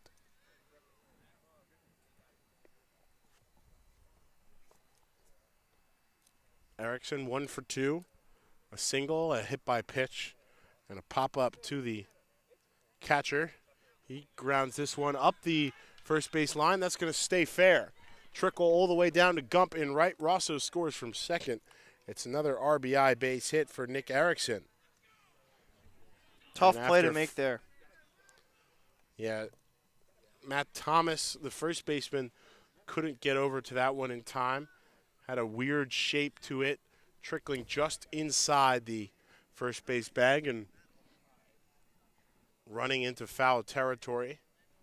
Gump had to come in, get that baseball back to the infield to hold Erickson to 1. And so the leadoff single comes back to Hurt. Breaking ball high to start off Cooper Benzin.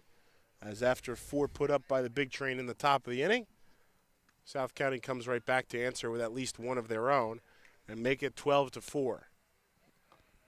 Swing and a miss there from Benzin, and it's 1-1.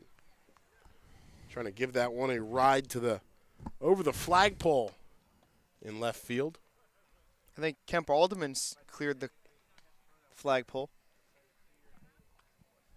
Here's the 1-1 in there, called strike, 1-2. Good pitch there from Lynch. I've seen really good stuff from Ryan Lynch this season, even if he did allow a couple of hits and a couple of runs today. Here's the 1-2 breaking ball inside. Good pitch there, trying to get Benzin to chase. But able to lay off there, the left fielder, and work the count to 2 balls and 2 strikes. Here with 1 out, bottom of the 5th. 12 runs on 12 hits for South County. This one bounces a little bit short of the plate. Send the count full, 3-2. 4 runs on 5 hits for the Big Train. Neither team yet to commit an error this evening.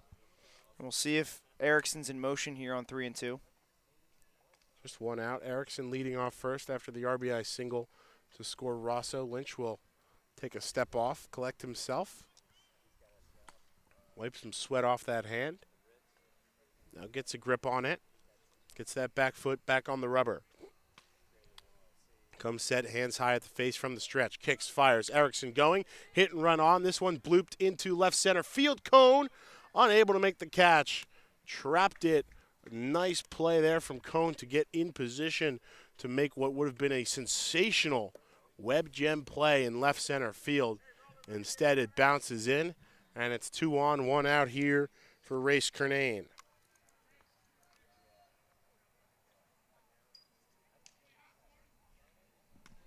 13th hit of the night for the South County offense.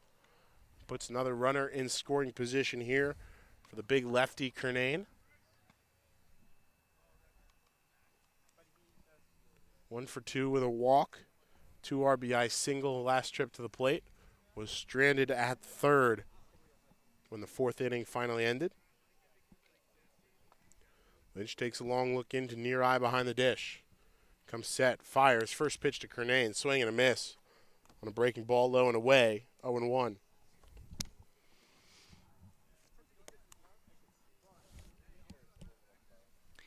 Pages of my scorebook bleeding on to the next column after that last inning.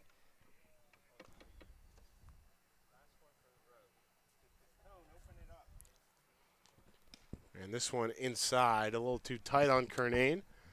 1 ball and 1 strike. Big lefty, socks rolled high. Little cut swing now. Settles back in the box, straight up. Wind still blowing in from left to right. Here's the 1-1, tapped foul back to Shmela in the on-deck circle. 1 ball and 2 strikes on the left-handed right fielder for South County tonight. Out of William and Mary. 125 hitter on the year, 40 at-bats. Lynch looks in. Gets the sign here for the 1-2. Comes set, checks back on the runner at second. Now fires, deals, and gets the punch out. Kernane goes down looking, and 2 gone now here in the 5th as Lynch looks to keep it to just 1 run across. Very important strikeout for Ryan Lynch as he looks to keep just that 1 run on the board. Of course, Big Train back in action tomorrow night in Gaithersburg for the final time this season. Final time during the regular season they travel to Gaithersburg. Actually, no, second to last time regular season. They'll be back on the 15th, and that will be the final time. So we get into the home stretch of games here. Just 8 games remaining after this one. 3rd strikeout of the night there for Ryan Lynch. As he puts one a little too high and tight on Shmela. Strikeout victim his last trip to the plate. Went down swinging as the first out in the 4th against Ryan Lynch. Still out there on the mound out of the University of Notre Dame. Takes the back foot off. Now comes set again. Heard he's a quiet presence in the bullpen. But when he talks, you listen as he comes set here to deliver the 1-0. This one a breaking ball too far inside, and it's 2 balls and no strikes. Lynch made his debut a couple weeks ago down in D.C. As we've said, a couple starts from him, mostly in relief. 4 appearances, 1 start, and a 4.5 ERA on the year. Here's the 2-0 in there for a called strike with the heater.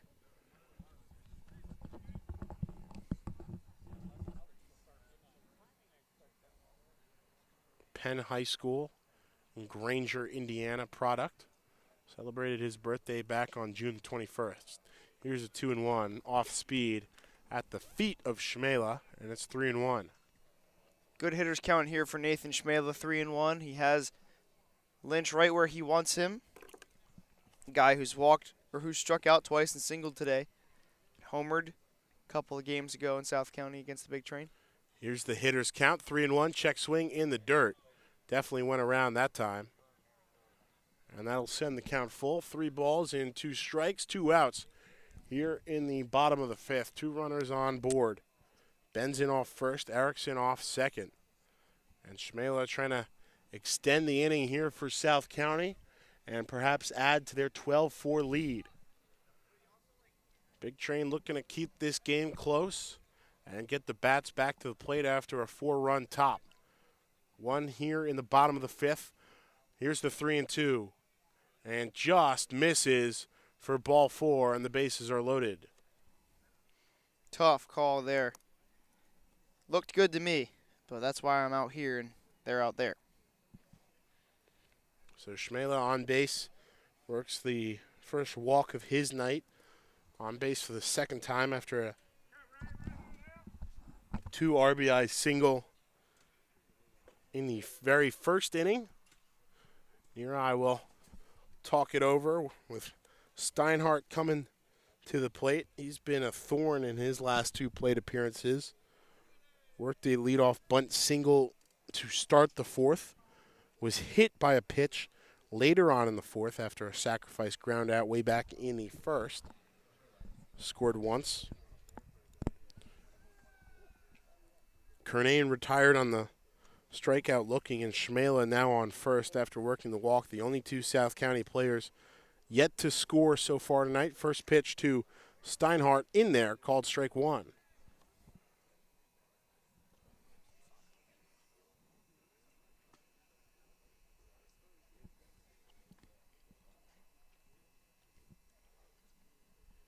Here's the 0-1, and a perfect breaking ball on the outside corner, and he's got it. Steinhardt in a 0-2 hole here with 2 outs in the bottom of the 5th. Chance to work his way out of the jam here for Ryan Lynch. Lefty gets the sign from Danny Neareye behind the dish. He comes set, hands high, swing, and a miss. Set a ball in the dirt. Anthony Steinhardt strikes out to strand 3 South County runners. They get just 1 in response to the 4 put up in the top of the inning by the Big Train. 12-4. Top of the 6th. Big Train still looking to fight back on Big Train TV.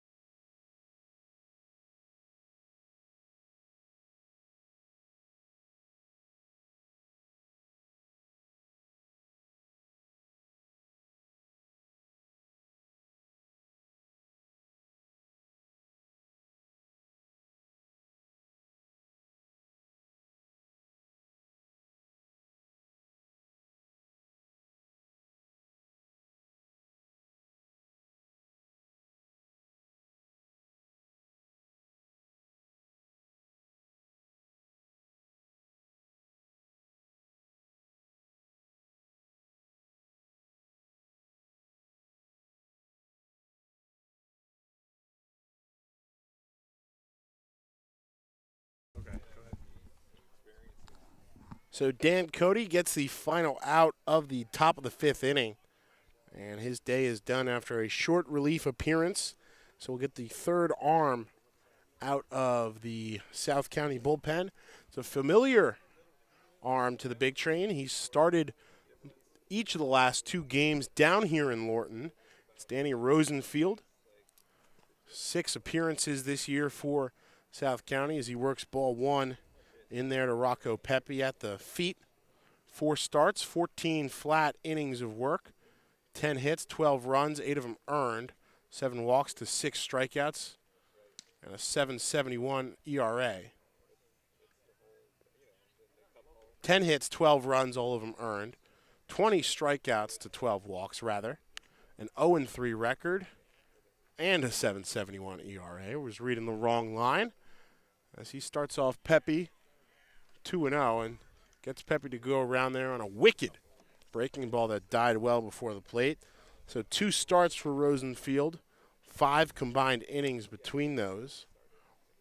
Way back on June the 14th, went 2 innings, allowed 3 hits, 6 runs, 3 walks, 3 strikeouts. As Pepe sends this one foul up the right side, and it's 2-2. Hitting coach Sam Bender hustling over to get that one.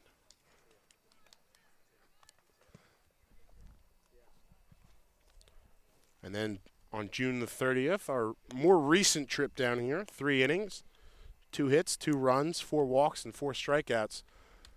So the walks have been an issue for Rosenfield, but he's been able to answer with some swing and miss stuff against big train batters. As we said, a little bit unfortunate perhaps with that 0-3 record on the season, as Chris Warren in South County will look for some solid innings of middle relief here from Rosenfield. As he comes in and gets a full count on Rocco Pepe to start, the lefty. He kicks and fires out of the stretch inside, and Pepe works a walk here to start off in back-to-back innings now for the big train.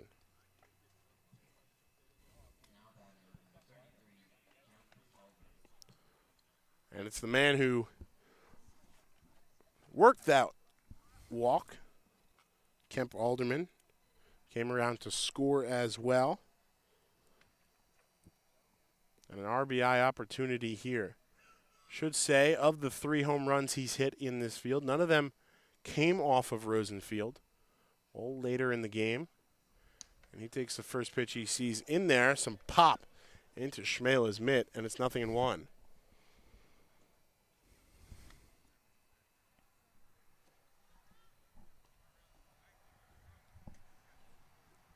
See Matt Bedford up in the bullpen. Bedford and Braley in the plan is trying to send one to the moon there is Kemp. Big cut on that one, and it's 0-2.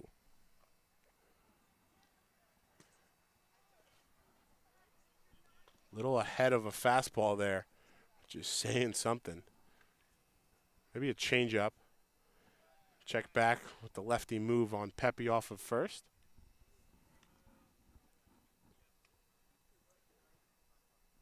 Probably presume that Lynch's day will be done. It's up to that man. Pitching coach Craig Lopez sneaking in under the camera. And this one hit high in the air towards center field. Deep into the night, and that one is gone. Kemp Alderman, his 4th home run at South County Field.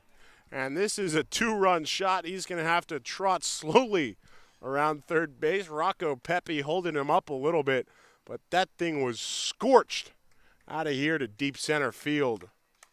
He loves hitting here at South County, and once again showing that tremendous power, dead central on the home run there, and Kemp Alderman continues to rake here on the confines of Lorton, Virginia. Talked about the bat speed, and he got that thing all the way around to hammer that.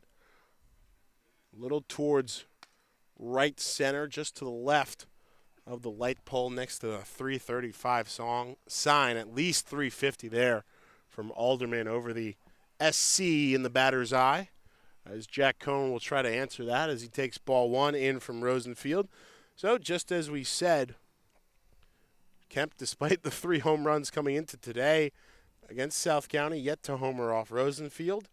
And there he adds 1 to his collection as he deletes that baseball and halves the South County lead here. 2 now with no outs in the top of the 6th, and it's 12-6 South County. Just a tremendous at-bat from him, too. He got down 0-2 and did not back down and got a pitch to hit, and he did. Safe to say that he hit that ball.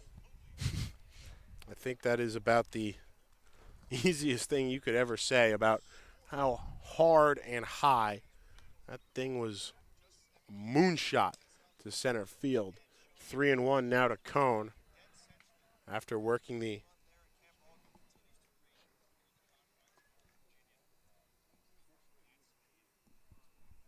Working the count a little bit here against Rosenfield.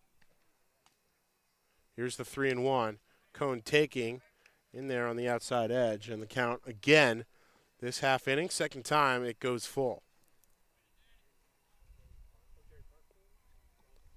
And Alderman now has tied Matt Thomas's team lead, and I believe it stands as the CRCBL lead as well, with 5 big flies on the air. Cone scorches this one straight up the middle, and a fantastic diving play by shortstop Santino Rosso to rob Jack Cone of a base hit there.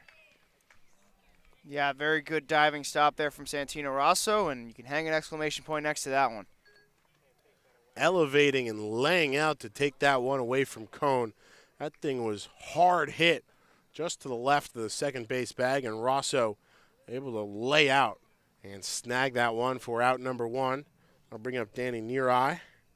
Catcher reached on a fielder's choice, came all the way around to score, showed off some speed on the base paths in the last half inning. Big Train were at the bat. Now looking to keep the line moving here in the 6th. 2 home on the Alderman home run.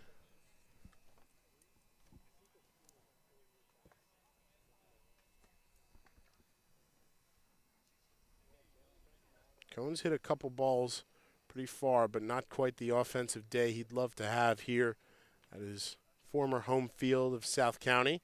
As Neareye with a half-hearted swing on that one. That'll even the count, 2 balls and 2 strikes. Started the swing very convincingly, but maybe tried to pull it back and realized he couldn't, so just kind of soft finish to it. Here's the 2-2. Or the 2-1 rather. Now it's 2-2 as he takes that one for a called strike in there.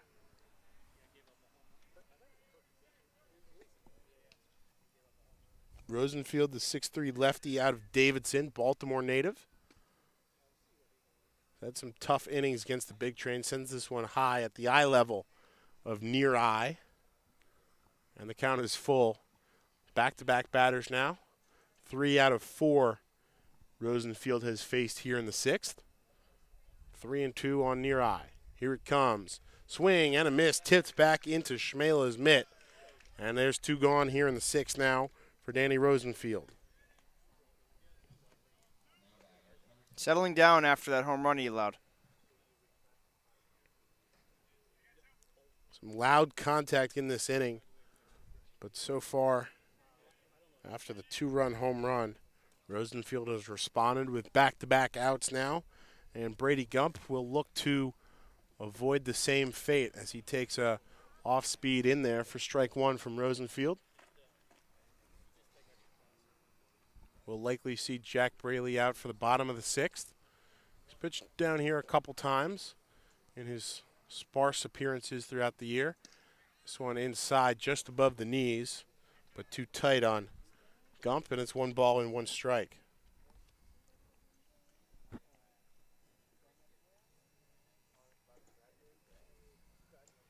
Rosenfield with that glove on the right hand, folded into the chest, now comes set at the belt. Short kick fires outside, ball 2. Lefty with a very smooth motion, keeps the upper body still as he kicks with the front leg, whips around to fire. Got some good pop in that left arm as well. Seen the fastball, off speed, and the breaker. As this one's back in there with that off speed changeup perhaps. 2 balls and 2 strikes on right fielder Brady Gump out of Notre Dame.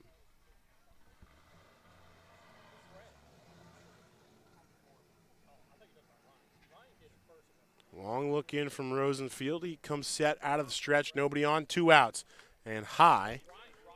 And what do you know, the count is full. Above the head of the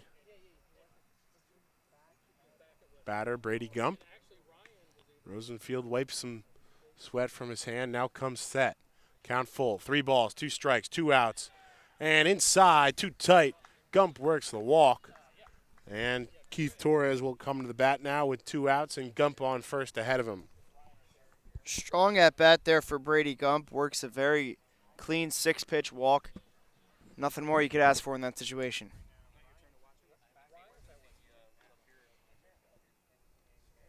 Another guy who can work the base on balls coming to the bat now. But he's also shown off some of his contact skills as well, not as much as maybe he would have liked. He's a guy who's never afraid to be self-critical, always his biggest advocate, but also his biggest motivator at points. Keith Torres takes strike one there. Compact stance, hands high, waggling that bat, breaking ball in there, and it's 0-2. Gump on first after the two out walk.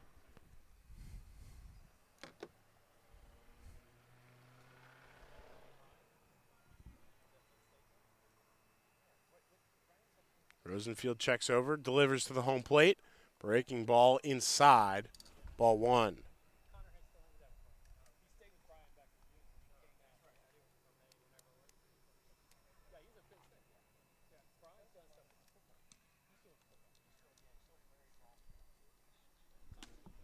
One and two from Rosenfield. Here it comes, broken bat, chopper up the middle. Tuffy will field it, flip it over to Rosso to get Gump at second. Fielder's choice there to end the inning, but the big train getting another two home on the loud big fly.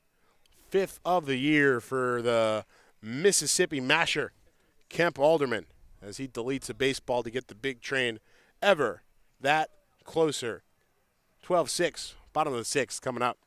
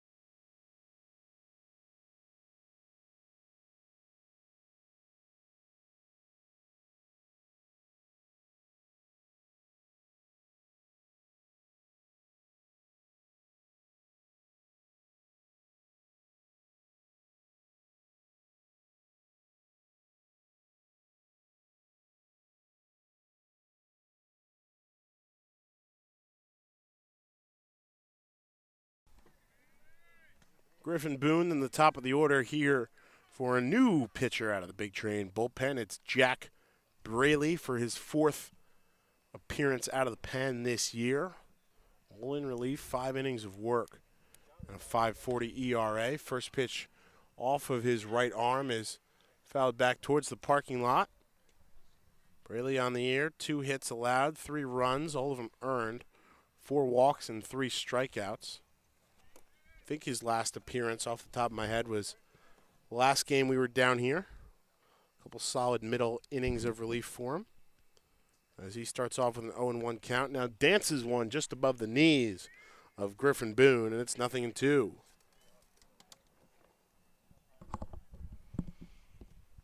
Braley out of Christopher Newport alongside teammate Danny Chakosky. Now this one high, inside, and tight. That's off the helmet of Griffin Boone. Ouch. Loses the helmet. Comes up a little shaky. That's tough to see. That didn't sound very good either. Did something break? Might have broken the helmet. I mean, that's just a testament to how fast Jack Braley's throwing up there. But never want to see someone get hit in the face. Gets a round of Shakes it applause. off pretty quickly and will take his base there.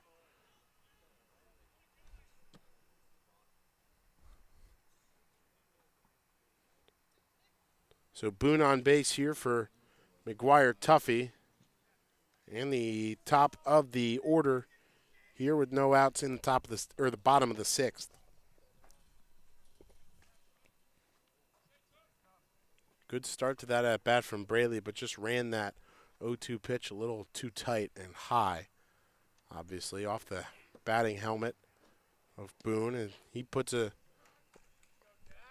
off-speed pitch just above the knee of Tuffy and starts him off with a strike. 0-1. Nice to see Patrick Chapman in the stands for the first time in Lorton. Just a bit high indeed. As he's giving us pointers, sitting in a beach chair. Tuffy drives this one. Fair ball up the right side. Over to third goes Boone.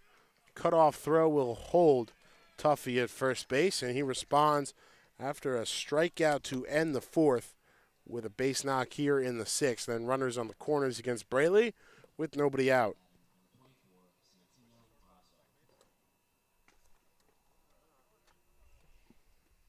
Sharply hit up the first base line. Took a single hop inside fair territory, and Gump had to run all the way over into right foul side. We hear some popping behind us in the big train pen as Matt Bedford gets loose. Braley out of the stretch. First pitch fouled straight over my head by Santino Rosso in the parking lot. Hope you didn't park over there. That thing was hit hard, but it's a first pitch strike now to Rosso. Still from the left-handed side. Again, the switch hitter against the righty Braley. Now this one laced into center field. That's going to score 1. Over to second goes Tuffy, and it's an RBI single here for Santino Rosso. Have yourself a day. 4 for 5 now on the evening with 4 singles and 2 RBIs. Throw a stolen base in there and 3 runs scored for good measure.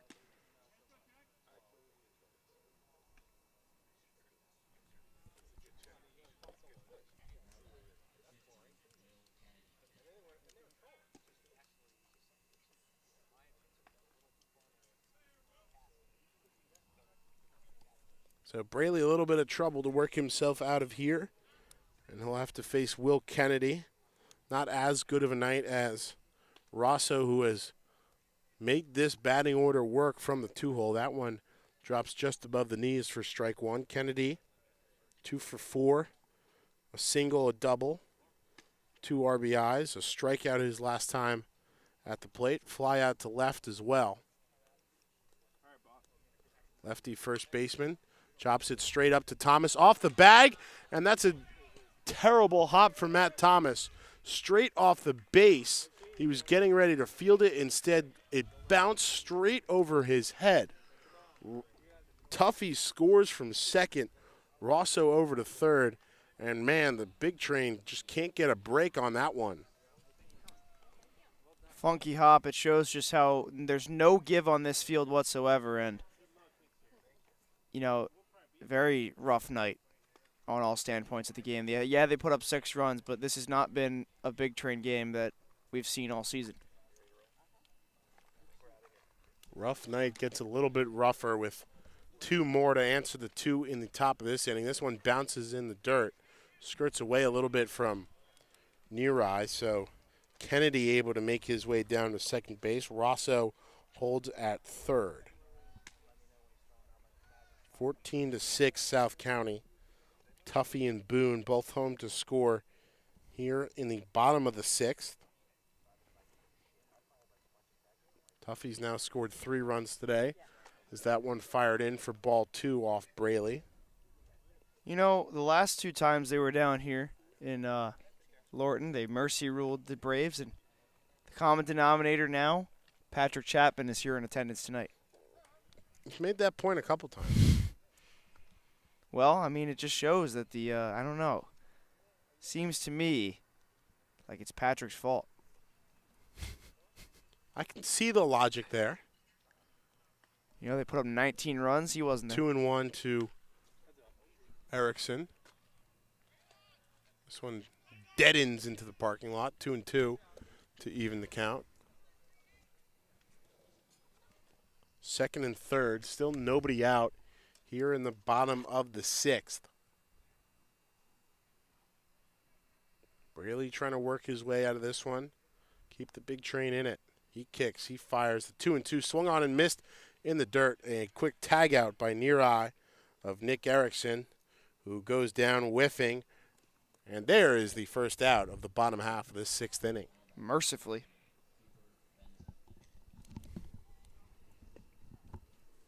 So Cooper Benzin will bend his way into the box.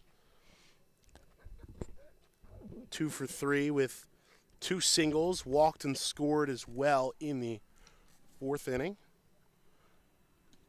Takes the first pitch in there from Braley for a strike.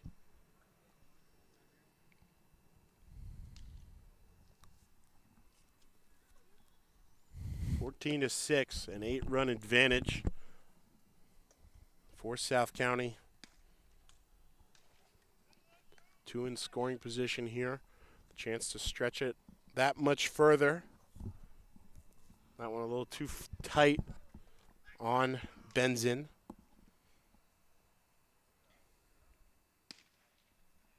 And that one off speed, just above the knees, and it's 1-2. So Braley, chance to finish Benzin here and make it 2 outs in the 6th.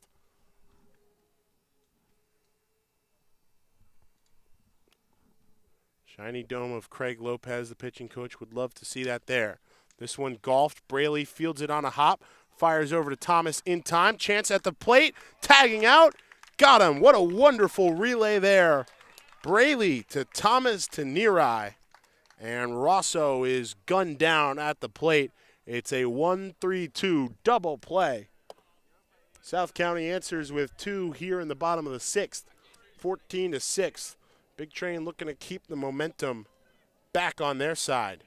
Top of the 7th coming up next.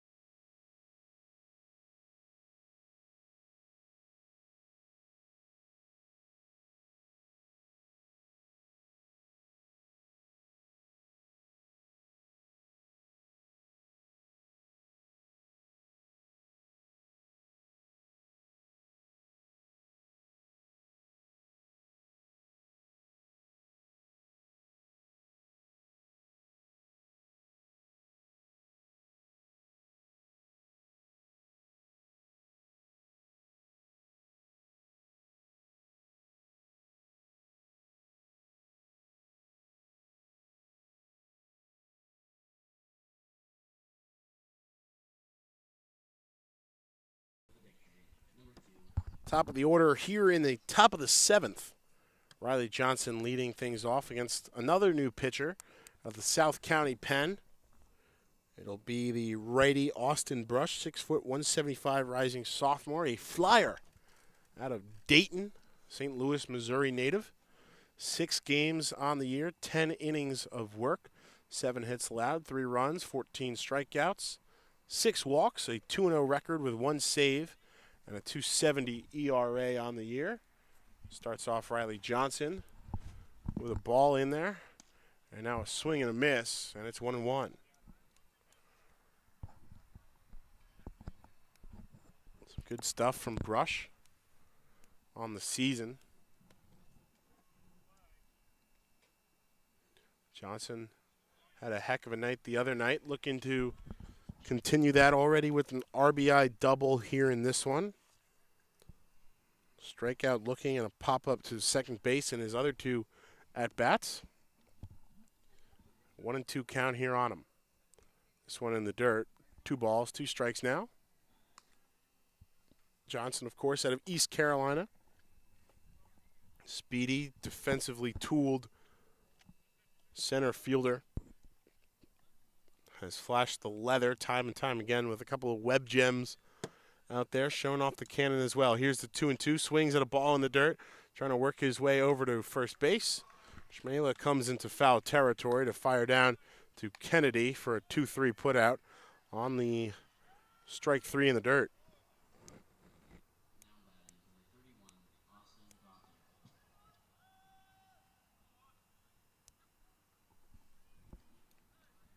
So Gauthier also doubled his last time at the bat. 1 for 2 with a walk in the first. Was caught in that pickoff move by Fisher, the starting pitcher for South County. Takes this one in the dirt for ball 1. Of course, the hometown hero, Lorton native, South County graduate. Looking to enjoy a trip to some familiar confines here at the home of the Stallions. 2-0 to start him.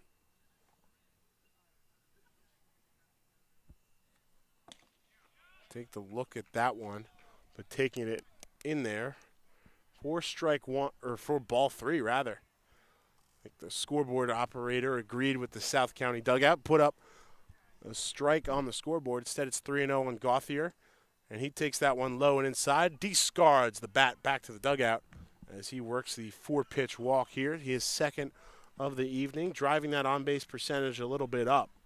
And putting a runner on base here for Matt Thomas.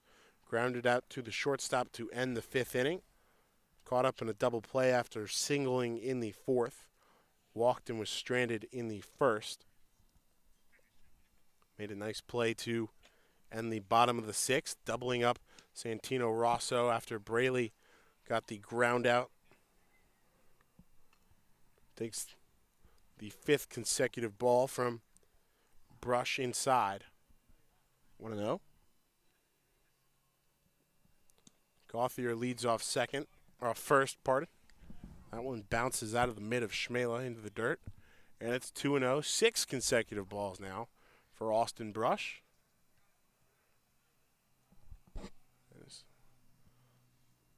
Humidity sits pretty thick on top of us. Quiet night here in Lorton. Not for either team's bat as Thomas rips one foul. Again, straight over our heads into the trees. And bouncing towards the bus parking area. 2 balls and 1 strike. Wind has gone quiet.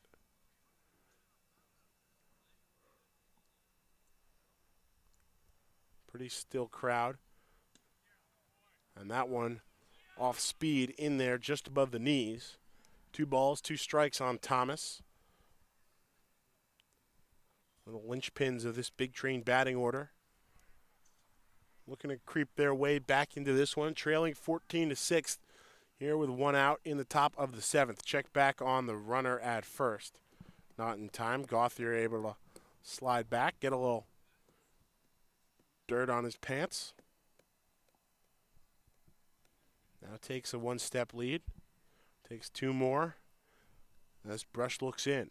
He comes set Gauthier into the secondary. Thomas looks at a ball that skirts away, and Gauthier will use that lead to take second base on the passed ball behind Nathan Schmela. Umpires scurry over to switch positions as well. Some speed walking from the boys in black. And they set up here 3-2 on Thomas, 1 out. Gauthier in scoring position now after advancing. Brush comes set, checks over on the runner, now comes home, kicks, fires. This one drilled to Rosso at second. Gauthier will take third. Ball a little high to Kennedy, the first baseman, but able to stretch and bring that one in as Thomas is retired with the sacrifice ground out to short.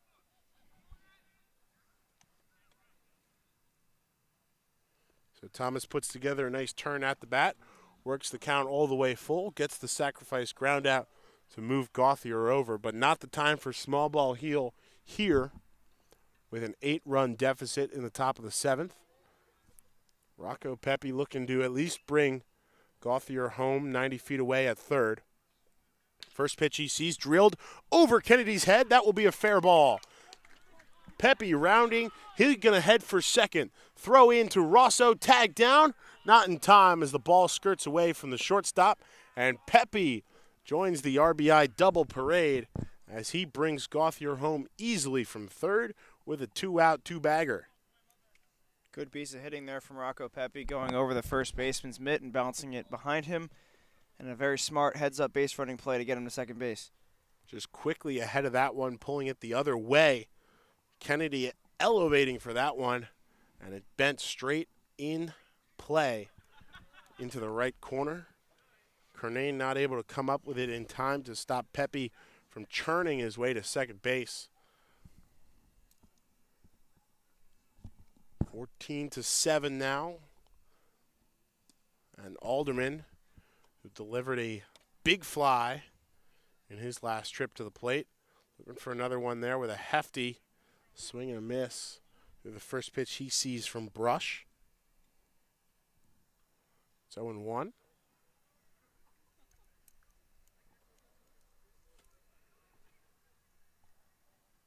Now he drives one into right field. That's going to be caught by Kernane. Little bit out of position there. Started to come in, had to race back to his left, but snagged that one on a hard hit line drive off the bat of Kemp Alderman. A little frustrated with that one, but can do nothing but appreciate a solid heads-up defensive play. Big Train scratch back one more here in the top of the 7th on the walk by Gauthier, the RBI double by Pepe. They leave him aboard. It's 14-7, time to stretch here at South County High School in Lorton.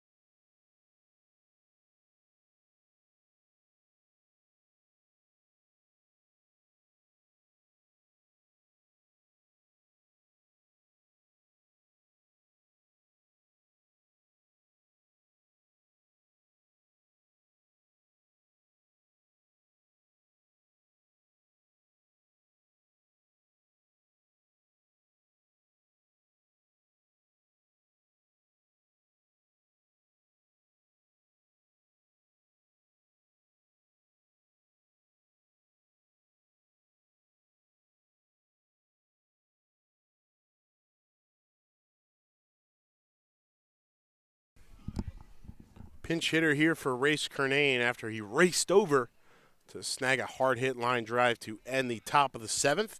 Quinn Madden, the 5'10 righty out of Hartford Community College, Burke native, will be the pinch hitter here for Kernane and start off with a ball from Braley. Now swinging and missing through this one. Braley back out there for his second inning of work after a interesting, adventurous bottom of the sixth. Allowed the first four batters he faced to reach base as this one is hit high in the air above. Nerai with a chance at it, and he will collect it. Second time tonight, Nerai out from behind the dish to settle under a pop fly, and it's the first out of the inning as the pinch hitter Madden goes down quietly after working the 1-1 count. Nathan Schmela now to the plate. Cernane, whose day is done. The only other starter in this batting order yet to score besides Schmela, as that one bends in just above the knee. Good location there from Braley on the inside edge. 0-1 on Schmela, who's 1 for 3. 2 RBI single, a good start for him. Then answered that with back-to-back strikeouts in the third and fourth. Walked in the fifth. And now looking to do something here with a 1-1 count. That one outside, sizzling into Nerai's mitt, 2-1.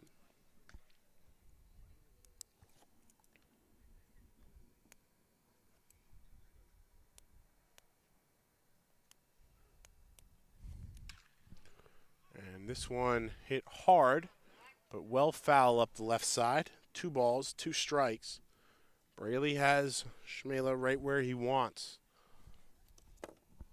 Some encouragement from Coach Lopez in the bullpen. And Braley delivers this one a little too tight. And he works the count full. Changeup, fastball, slider, and a curve in the arsenal for Braley. Manassas native, fan of the Red Sox growing up. He punches out. Schmela knew it as soon as it hit the mitt. Schmela bouncing around, not happy with himself as he looks at strike 3 again and goes down on strikes for the third time tonight. First time looking there, though. And there's 2 away here in the bottom of the 7th. Braley looking to keep it moving, get the big train right back to bat. First, he'll have to retire Anthony Steinhardt. 1 for 2, hit by a pitch in the third. Sacrifice ground out in the first. Singled and scored in the fourth. Struck out swinging in the fifth. This one is way high over his head. And should be ball 2, I believe, on Steinhardt. Settles in with that wide batting stance, wiggling the bat off his bat. Braley kicks and fires the pitch in there for a called strike. Indeed, it is 2-1 now on Steinhardt. Sophomore out of Dayton. Teammate of the latest pitcher, Austin Brush. Indianapolis native. Taps that one foul. It evens the count.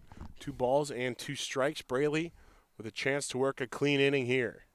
Out of the windup, hands high at the face. Drops into the belt and delivers a breaking ball too low in the dirt. And the count is full for the second time this half inning. Pinch hitter Madden popped out to the catcher. Schmela went down looking. Braley to the rosin bag, getting a grip on that baseball. Now looks in for the signs. Hand set to the chest. He fires. High fly ball towards shallow center field. Coming out is Torres from the shift.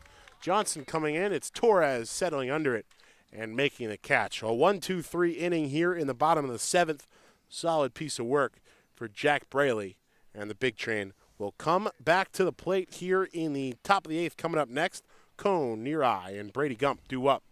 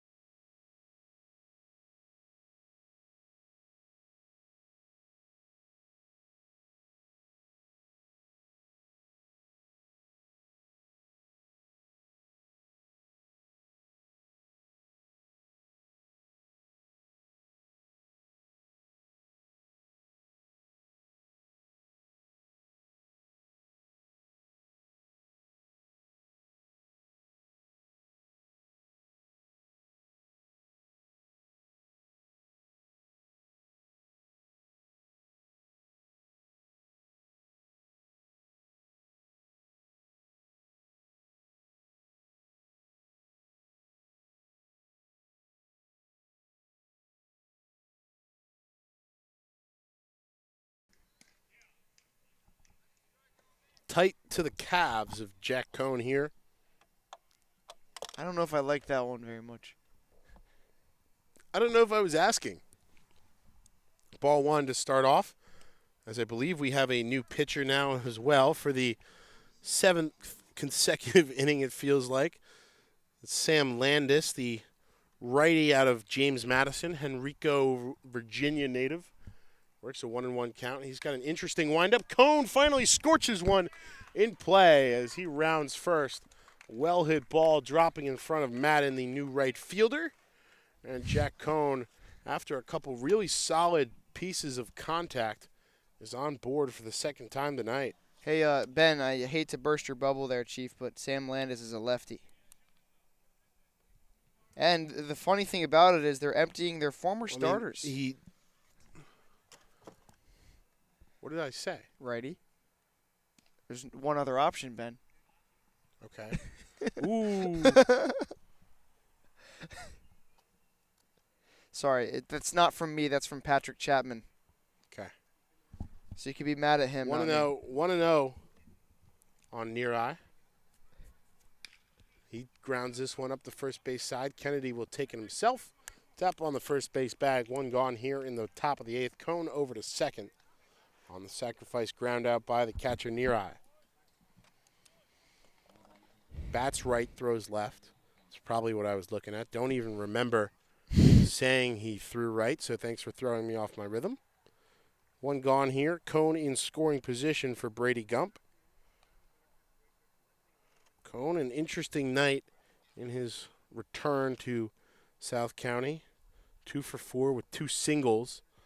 But that L6 in the top of the 6th really stands out. That thing was rocketed, pulled up the left side of the field, and Santino Rosso at shortstop just made a fantastic snag on it. Still 1-0 to Brady Gump, corner outfielder out of Notre Dame. Just looking to keep this one as close as possible. Here's the 1-0. Breaking ball bounces away from Schmela, but a called strike.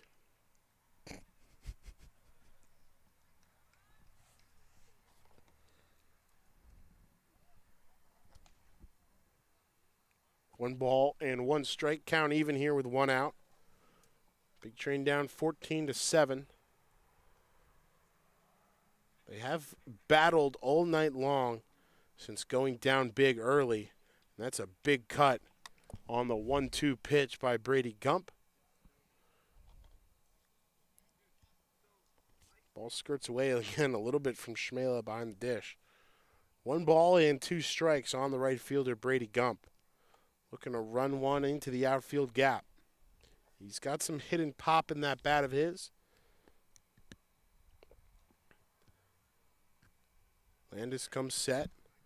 Long look into Schmela. Now a kick. Fires in there at the knees with the heater. Called strike 3. And Gump strikes out for the first time tonight.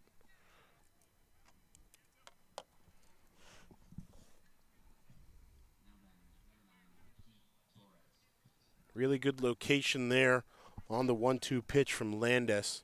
Just above the knees from Gump on the inside edge. Not a pitch you really want to hit, especially as a righty batter. No chance really on the heater for him to turn on that either. So that'll bring up Keith Torres here with 2 gone, 1 on. Cohn leading off second. Torres takes the first pitch he sees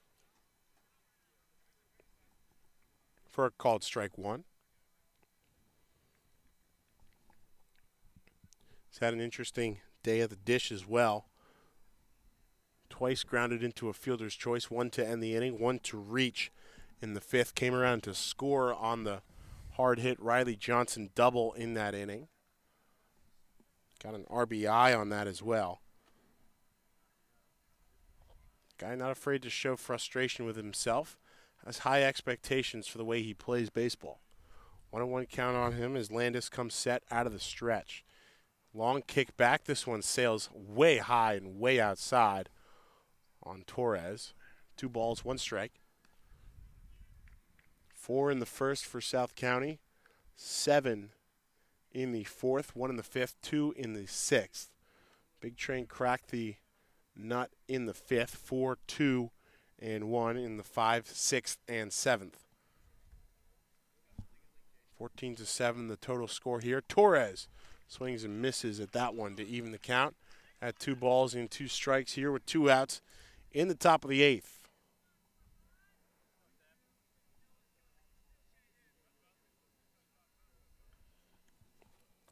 Just the batting gloves, digs that back foot back into the batter's box.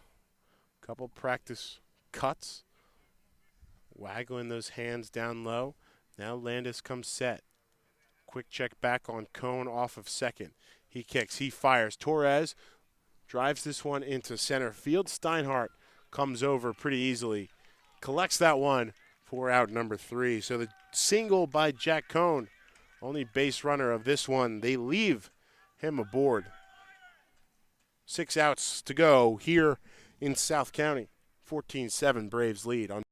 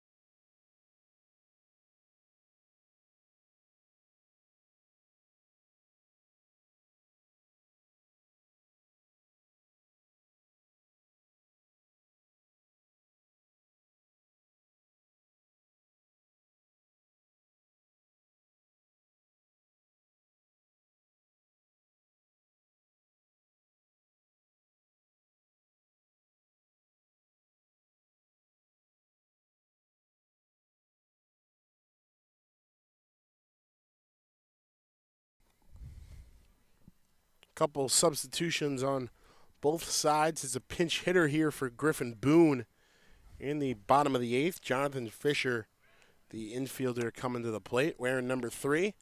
And he'll be facing Matt Bedford, new pitcher here for the Big Train out of Notre Dame. Seeing all 4 of the Fighting Irish representatives here in South County tonight. 6'1", 200 righty, rising sophomore, Staten Island native. 2-seamer, 4-seamer slider, and a changeup for Bedford on the year. 5 appearances, 2 starts, runs this one inside on Fisher. 2-1 the count. Bedford, 2 starts, as I said, 14 flat innings of work, 8 hits, 3 runs, all earned, 16 strikeouts to 5 walks, a 1-0 record. He gets a hefty cut by Fisher through that one, and it's 2 balls and 2 strikes. It all adds up to a 1.92 ERA on the year for number 32. Wipes off that sign from his battery mate near eye behind the dish. And pumps in the changeup in there. Check swing by Fisher, but a called strike. And he goes down looking. So Fisher goes down on strikes. And that'll bring up McGuire Tuffy here in the bottom of the 8th. Lefty batter. Checks at the first pitch he sees. That one low in the dirt for ball 1. Tuffy has scored 3 runs today, tied with Rosso for the most of any South County batter. Works that one on the inside edge. 1 ball and 1 strike.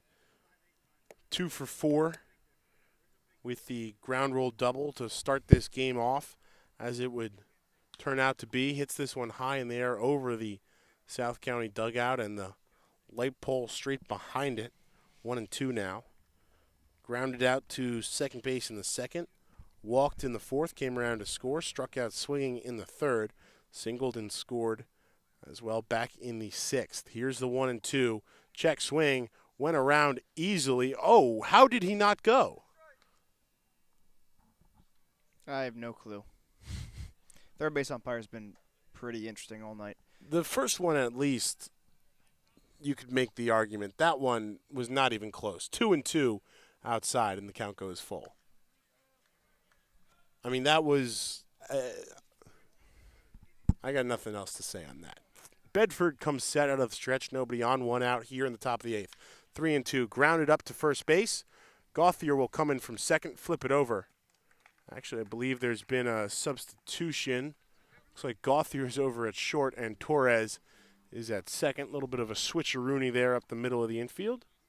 And 2 gone there, so Bedford able to work around a blown call by the third base umpire to retire McGuire Tuffy. And Santino Rosso could be the final South County batter of this one if the score holds. 14-7 here with 2 outs in the bottom of the 8th. Rosso, the switch hitter, still from the left-handed side. He swings at the first pitch he sees. Good breaking ball away, and it's 0-1.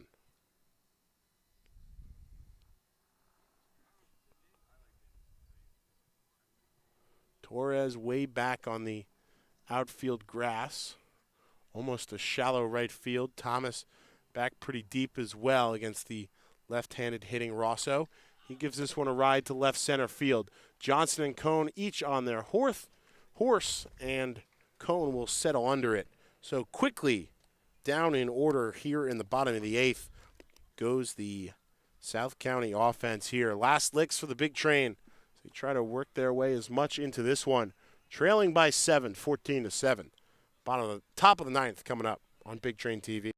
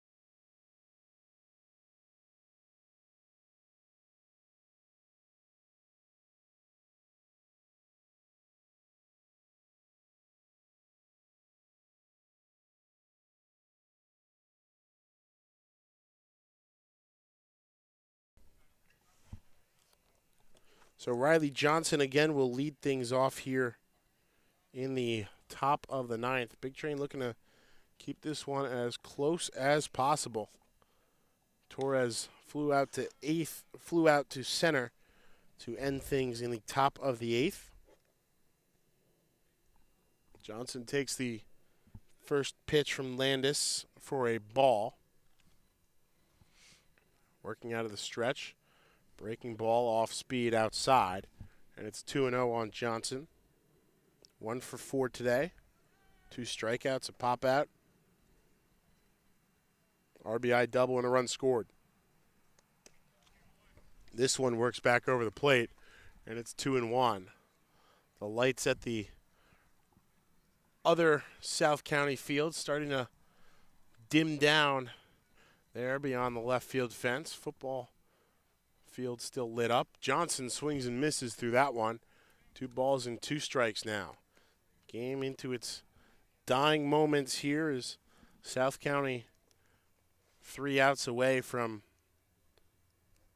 holding the big train, dropping them to their 5th loss of the season. Trying to work their way back up towards 500. Johnson protecting, loses the bat, but able to foul that one off. Looks like he stung himself a little bit there. Stinger off the handle almost. Yeah, trying to shake off that hand as much as he can. Those things are never fun to deal with.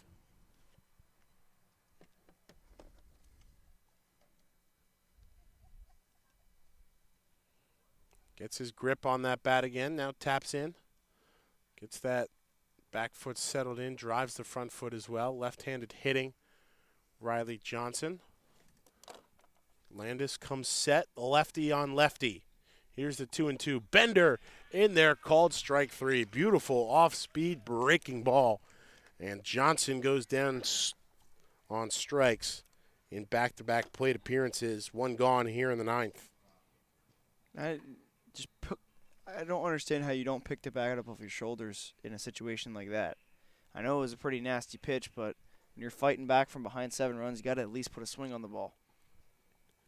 So Gauthier looking to do just that here with 1 out in the 9th inning.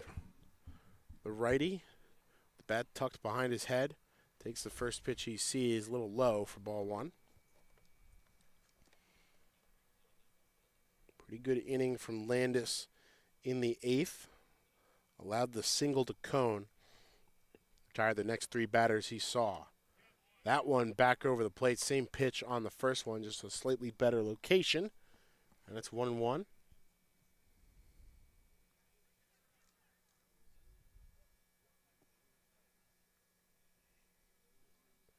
Landis kicks and fires. Again, trying to work that low inside corner on Gauthier, but can't find it. Loses it a little too tight. 2 balls in 1 strike.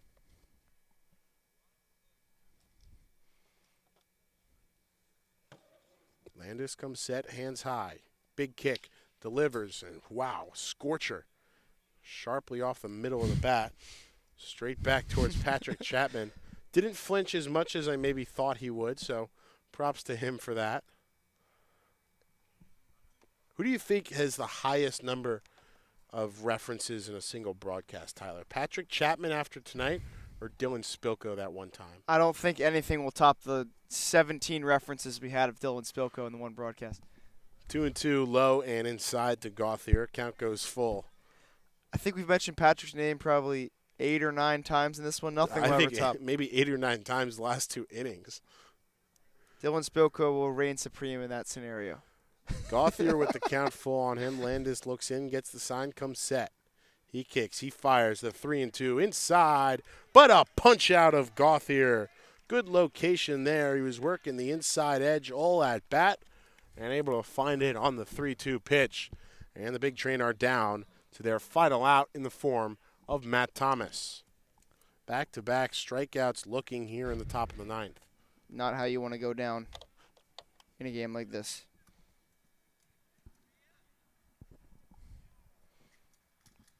Especially, with Patrick Chapman in attendance. Yeah, just getting one more in for good measure. So, leans along the outfield fence. Check swing by Thomas. Bounces that one into the dirt. Foul, 0-1. We'll be in action in Gaithersburg tomorrow night. 7 p.m. start time. 2 of their losses at the hands of the Giants, including their last trip up to Kelly Park. Looking to avenge that. Have not lost back-to-back games in a while, as the Big Train are now down to their final strike, as Thomas is in an 0-2 hole here in the 9th. Landis with that glove at the front knee, looking into Schmela to get the sign. He comes set, he kicks, he fires, and just misses a little bit outside. Would have been a very impressive way to strike out the side, all looking there. Instead, it's 1-2 on Thomas. Quiet night here at South County High School. And that one is in the dirt. Extended just by one pitch more here in the top of the ninth, 14-7. 16 hits for South County, 7 for the Big Train. No errors on either side. 2-2 now on Matt Thomas. Had a good start to this one. Reached base twice in the first and the fourth. He broke up the no-hitter with that single long time ago. Here's the 2-2. Swung on and missed. Landis strikes out the side to retire the Big Train. They fall to 19-5 with a 14-7 loss here in South County. The Braves pick up their first win of the season against the Big Train, and their 9th overall. They move up to 9-15. Just a very tough night for the Big Train. In every sense of the word, they really didn't have anything all game. You thought they could have fought back earlier on, but just fell in this one ultimately. And they'll be back at it tomorrow, though, against the Gaithersburg Giants, hoping for a better effort. But tonight, Patrick Chapman in attendance really just brought the entire team down. No, it was just a very unfundamentally sound night for Bethesda, and hopefully they can iron out the kinks in tomorrow night's effort. Bats stayed quiet early, not enough to keep them in this one. The 11 runs early were enough to doom the Big Train again to their 5th loss of the year. And it's going to be an unhappy trip back up I-95 to Bethesda. Tyler Gallo, your final thoughts on this one, your big takeaway. As we've said a few times, the Big Train roll up to Gaithersburg tomorrow night. Hoping to slay the Giants tomorrow night after, getting silenced by the Braves tonight. Even though they put up 7 runs, it really was a very quiet 7 runs in a night that probably felt more like a 14-0 loss than it did a 14-7 or 14-7 loss. Never really in this one, but as we said, looking to bounce back tomorrow night. We'll see you then.